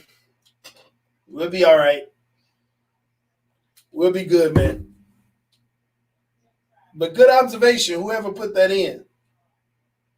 I know we good, but that person had a good observation. It is something to go into the season worried about. Do we have a personnel that's going to make us feel good about guarding tight ends? Collectively, yes, but you don't have the luxury of collectivity on the field at all times. Building a dynasty is brick by brick, TD. We got all the bricks in front of us, Havoc. We got all the bricks in front of us. TD, don't stress, bro. I ain't stressing, y'all. I'm just saying. They got me thinking now. Oh, man. How do you feel really good and strong about that situation?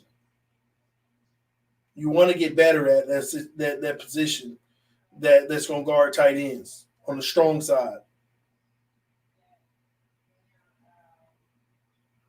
Play action. Get behind the defense wide open. Both receivers on go routes. Safety's helping back there. Play action. Tight end right on top of the linebackers. Sitting right there in that comfortable cushion spot. That good safety who can see it coming and be there and make the play. And lay the hit even if they catch it. That safety that's big and strong enough to lay that hit. Make that tight end drop that ball or think twice about coming through that middle. Do we have that?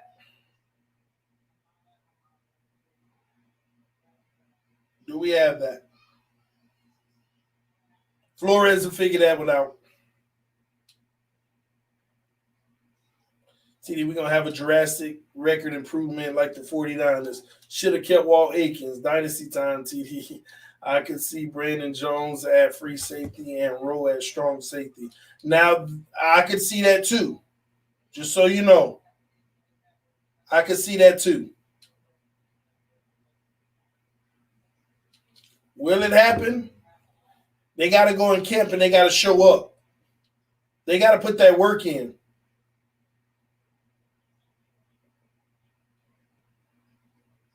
TD, if the rumors are true and Denver can't sign Justin Simmons to an extension after the franchise tag, what would you give him a treat for him, and what would be a team-friendly extension for Miami?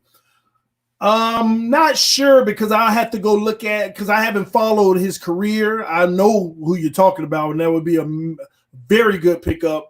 But I haven't followed him in detail to actually break down the numbers and what I would actually do. So I would have to do my research on that one. But Justin Simmons, so they're in trouble with him over there? I didn't even know that, by the way. Justin Simmons. I'll check it out. If you watch Noah, he's that type of player to knock a tight end on his butt.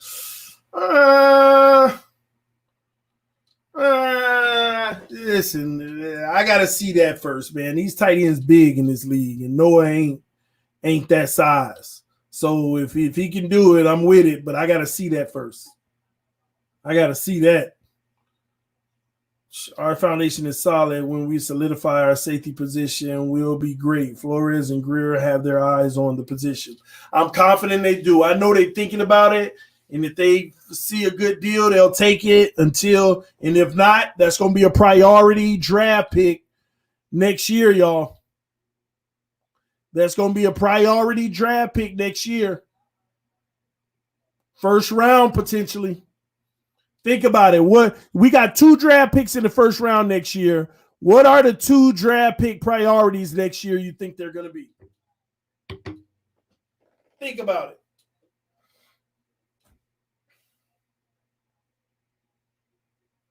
TD, would you drop a boundary corner next year if we decide to trade X and keep Noah at slot? Would you drop a boundary corner? I don't get the question. TD, would you drop a boundary corner next year if we decide to trade X? And why would I drop one if we traded one? We need as many as we can. So, no, I will be picking up another corner.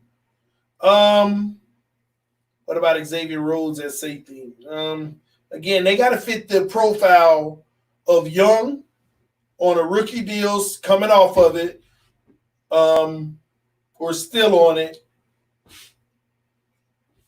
and with the right price. So y'all are saying running back, safety,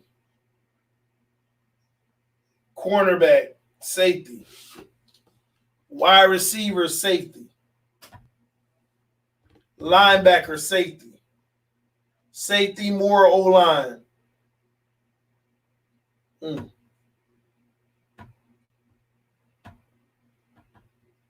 Interesting. Safety, running back. As of right now, safety is going to be a priority. Offensive line is going to depend on what these guys do that are here this year, but that could very well be a priority. They're just going to see what area needs to be replaced as a definitive. But right now, safety, and you know what? I think linebacker. It might be safety and linebacker. Safety and linebacker. I really do believe that. That might be the priorities going into next season. To his left-handed, so his blind side is at the right. TD, what do you think about signing Eric Berry? Age, money. It's all that matters. Rhodes was an all-pro at corner. He's 29. Exactly. Can you tell me anybody on this roster around that age? I mean, they're showing you the prototypical what they want. I'm with it, though, on a 1-year deal. 1 or 2 year deal. Same thing with Logan Ryan. 1 or 2 year deal, only 1 year guaranteed. I'm with it.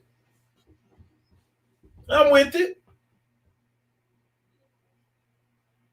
But for some reason, the way Flores and those guys have been, they want the guys that are between the age of 22 and 27.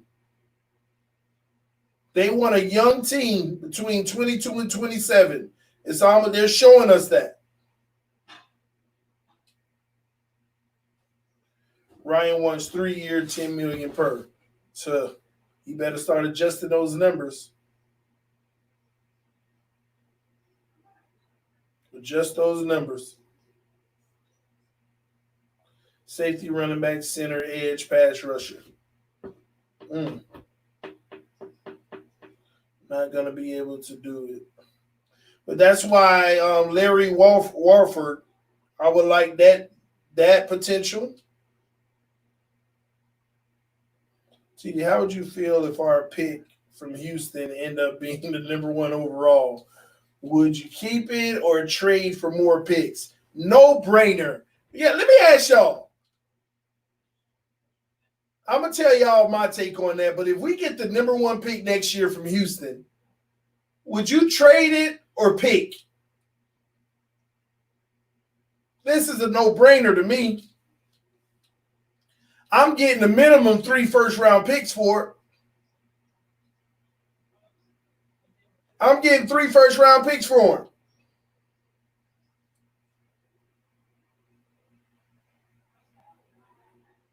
Trevor Lawrence coming out, a minimum 3 first-round picks. And I want one of those first-round picks to be top 5. So if you drafted at number 5, I want your 5, and I want 2 more first-rounders. Because I'm going to take that 5, and I'm going to trade that for 2 first-rounders.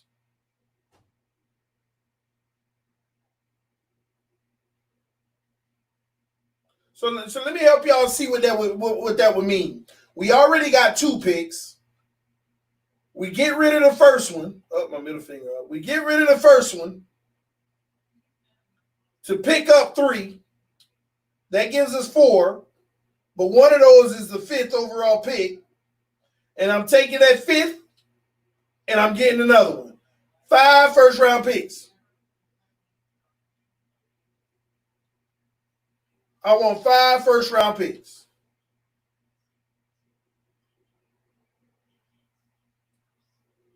Five. That's what I'm going to get out of that. I'm going to turn that to 5 picks. Easy. And listen, I want most of those 5 picks. I want 3 of them to be in the future. 2021, 2022. I want them to be in the future. Push them out.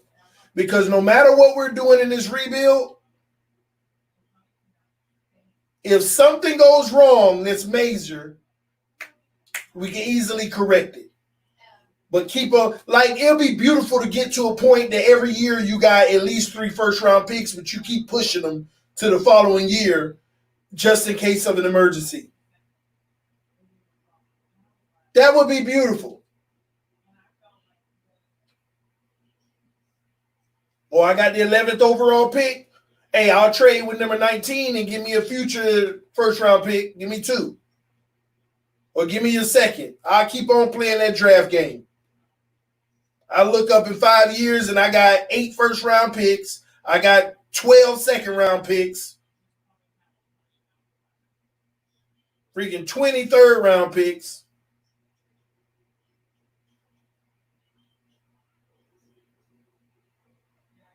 And you know what I would do with that?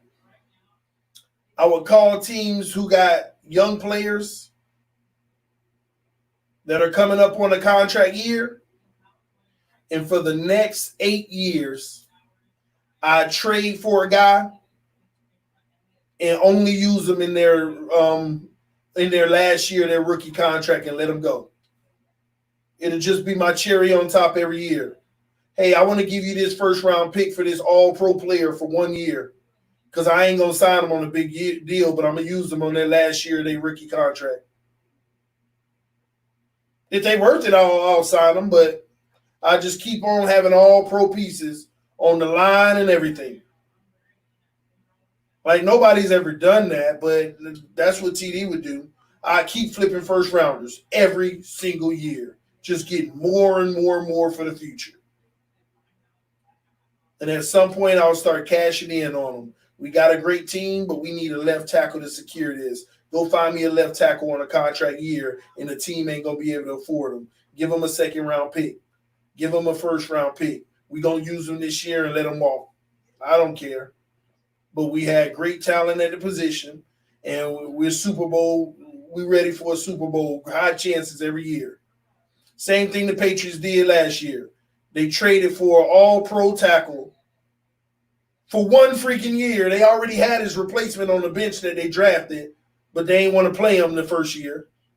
And then the contract came up. Thank you for your service. Now you get to step up. Do y'all understand the luxury of that? That's a luxury. That's when you're so far ahead of everybody else, your organization. Why do you think Belichick always trading out? Trading out. It's crazy, Madden-style trading. But why do you think people do it in Madden? because they want more later. They want to feast later. If you're building a great team and you got great coaching, you should be able to afford to do that. But a lot of teams don't. Belichick does it. Why do you think he always got all those middle of the road picks? All those second, third, and fourth round picks every year.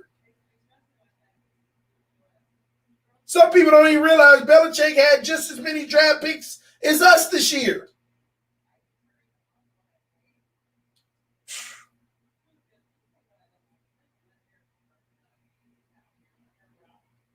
I would absolutely not trade a first-round pick for one player for 1 year. Nah, I get it, Marcus. Technically, I wouldn't either. I mean, you shouldn't have to pay that much. You should actually hope to keep the kid and sign him on a deal. But I'm just saying, if your team is ready for a Super Bowl and you're missing that one piece, you give whatever you got to give. You give whatever you got to give.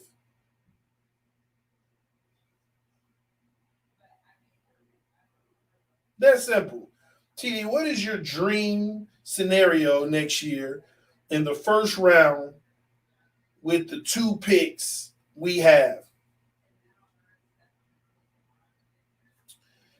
My dream scenario is bigger than that because it goes back to us. My dream scenario would be us picking number 1 and number 32. That would be my dream scenario next year. Having the first pick and the 32nd pick. Because that means we just won a Super Bowl, which means we got a team good enough to win a Super Bowl, and all of them under contract, and all of them young, and I got the first pick.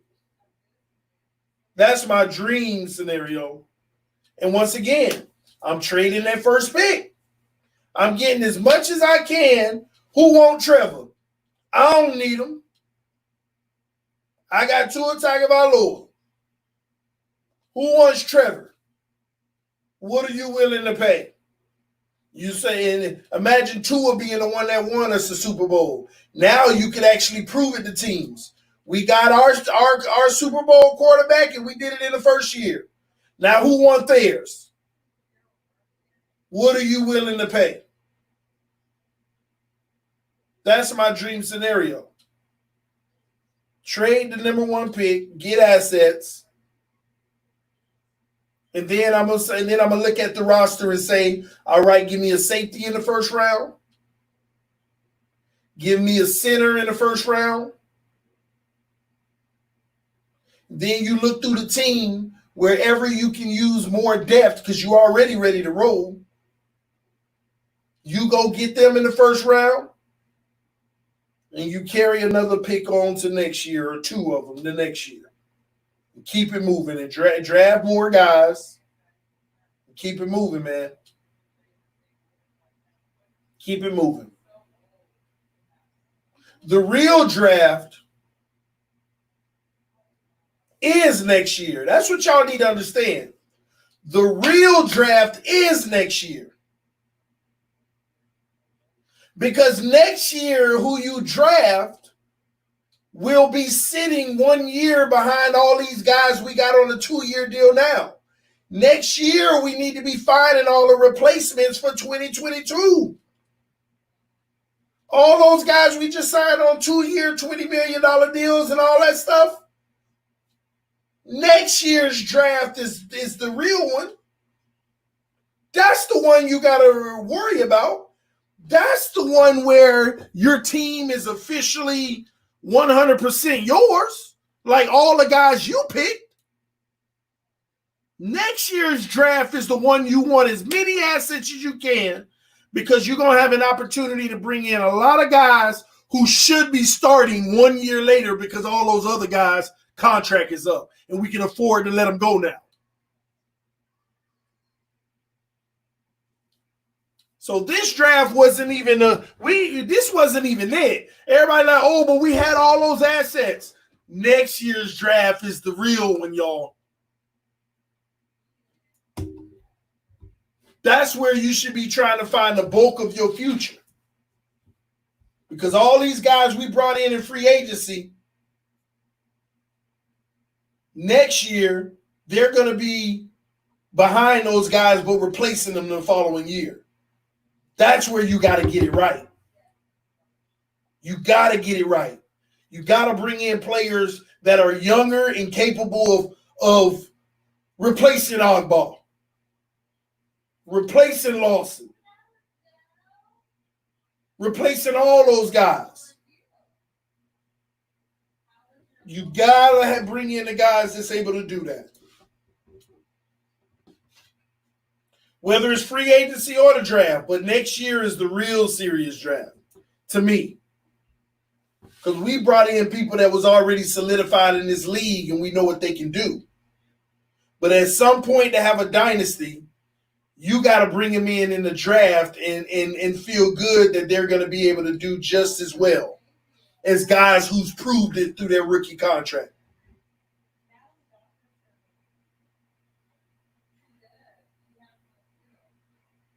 It's that simple, man. That's the draft I'm worried about next year's, not this one. Everybody knew we were grabbing a quarterback, a few tackles, some secondary help, and then we got some more. Everybody knew that. But next year, it's about getting players at positions that we already got filled and have good talent at. Because next year ain't about making the team better. It's about the guys who are going to succeed, the ones we have now.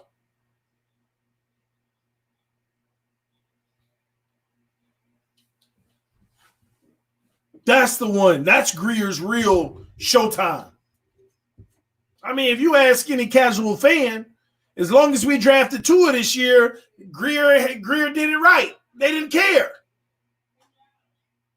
But Greer got to earn his money in 2021.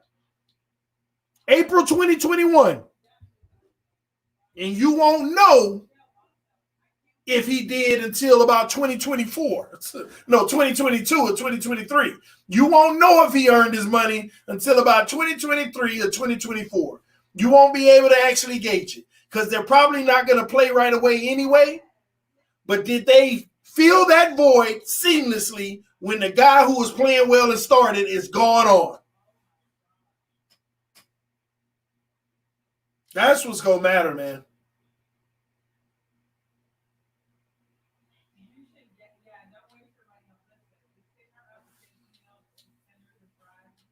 Having said, yep, free agency is just a way to fill immediate weaknesses, not team building. Exactly. If we signed you in free agency, you just filled one of our weaknesses to put us above water right now. But the draft is where you build your team.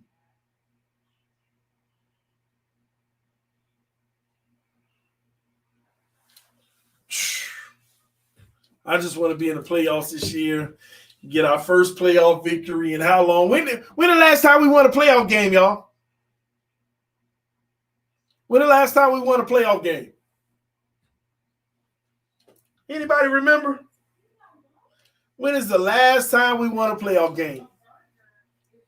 20 years?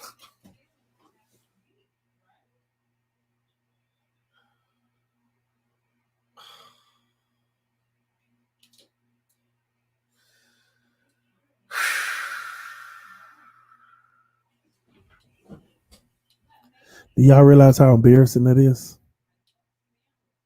20 years since you won a playoff game.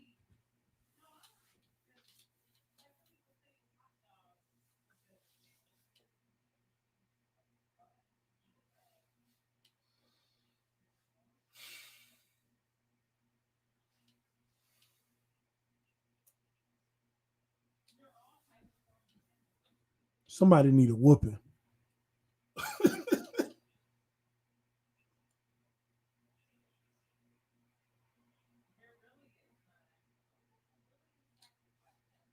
Somebody said, and I'm 19. Oh, my gosh.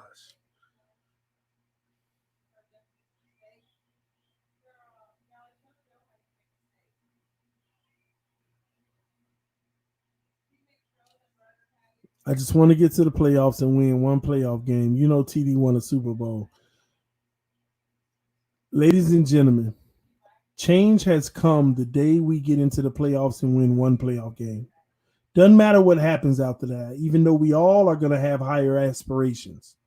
But at least it's obvious. Change has come the day we make the playoffs and win one playoff game. Not just make it, but win one playoff game. Then we'll know that change has come. We can feel good about headed in the right direction all we want, but until we win that one game,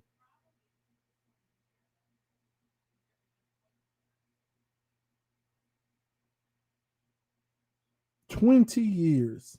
And technically, even if we make it this year, next year, technically, because 2021 is the playoffs, it's 21 years. 21 years it's going to be. If we make it this year, we finally made it 21 years later.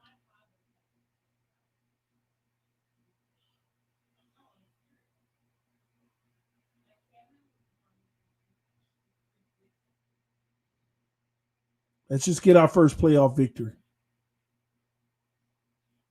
TDB easy. January is right around the corner. Yeah, I just want to make sure that we're a part of January.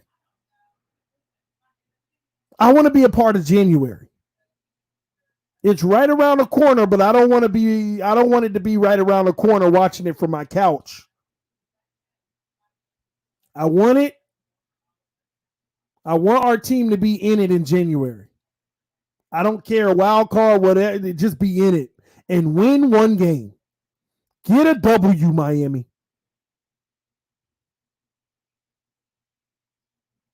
I want to hear all this. Oh, we got to be patient.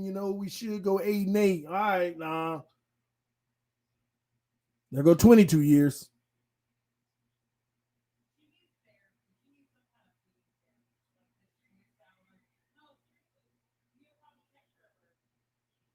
I'm not in a rush, y'all. But let me help y'all understand why I do have a sense of urgency behind this. Do we realize that if Brian Flores is our guy of the future, he's on a 5-year deal. First year's down the drain. We scrapped the team. Not his fault. Second year in, if we're going to be happy about going 8-8 like everybody's saying, it's natural growth, not his fault. Insert our brand new shiny quarterback. Who knows what you're going to get? And if you don't get what we all hope to get,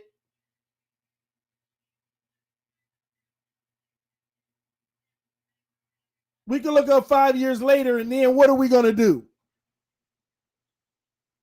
I just don't want a case of us sitting here saying, oh, Flores ain't the answer. No, man. That's why it's a sense of urgency in me. Now, let's go. Let's go. Do what you got to do. What's in the fridge, TD? Seagram's, Angry Orchards, coconut water, some Bailey's Irish cream, some regular water, and some creamer for my coffee in the morning. That's what's in the fridge.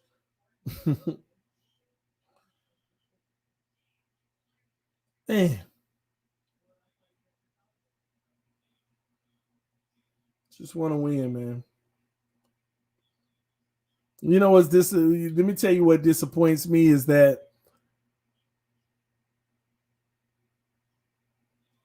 I have to during the playoffs. Y'all know I do all the playoff games. I commentate all the playoff games. I've never experienced commentating our own game in the playoffs. I want that so bad, man. Y'all don't even understand. That's like a Super Bowl itself for me. Man, here we go, y'all. Kickoff is about to start in 5 minutes. Game 1 of the playoffs, and the Miami Dolphins are here. Oh, my gosh, the thought about it has me so excited. Man, imagine it.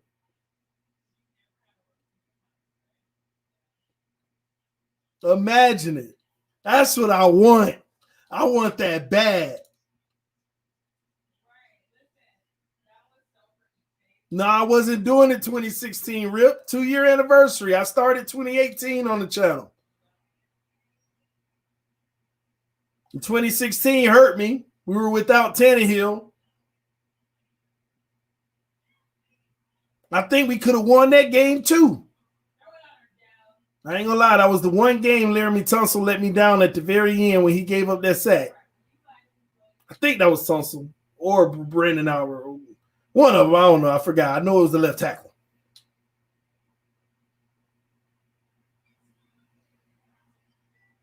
Man. Lombardi needs to come home to Florida. Do y'all know what that means? Man, I'm about to get out of here because y'all going to start getting me pumped and I'm going to be acting like a little 3-year-old on here. So, man, I think we've been rolling long enough anyway. We over 2 hours. Wow, I was supposed to go live for 30 minutes. The wife came in and said, I'm on the phone. Just keep going. We can extend the movie time. So I just kept going. So we had some fun tonight. So I'm up out of here, guys. This is TDPHINSTALK, home of the real Miami Dolphin fans, man. Thank y'all for tuning in tonight. Hit that like button on your way out. We had 15 dislikes. Now it's only 13. I guess some people took it away. I appreciate that. But we already almost close to 200 likes. We're about 25 away. Hit that 200 likes. Let's get the 200 likes so we can offset those unlikes. I just love when the video's over 90% likes. That's pretty much it. It's part of the YouTube algorithm. So technically we're already over 90%, I believe. So hit that like button anyway, so we can overshadow it by far. Thank y'all for the love. Thank y'all for the support. Hopefully I gave y'all another great show tonight. I will see y'all tomorrow. Might even do it while I'm driving because I'll be heading to South Florida. Go hang out with my parents for Memorial Day weekend. So I'll be gone Sunday, Monday, Tuesday, Wednesday. I might be back Wednesday night, either that or Thursday. I got to decide. I might be going down there for about 4 days, 3 or 4 days. But I'm going to try to take my laptop, take my camera, and might be at my mom's house streaming. We'll see. As long as everything's all good, I got it, man. But I'll bring some of the stuff so we can do some things. You're doing a collab with Engraving? Yeah, at some point we're going to get together, man. We probably trying to hold off for a little during this downtime. And then once, we get closer to more football information, we'll probably do something together pretty soon, though. So just stay tuned. I got a lot of collabs that's going to be coming probably in June. So y'all stay tuned, guys. This is TDPHINSTALK, home of the real Miami Dolphin fans. I love y'all. Appreciate y'all. Y'all stay up, man. And I'll see y'all tomorrow. It's your boy. I'm out. Peace. Fins up.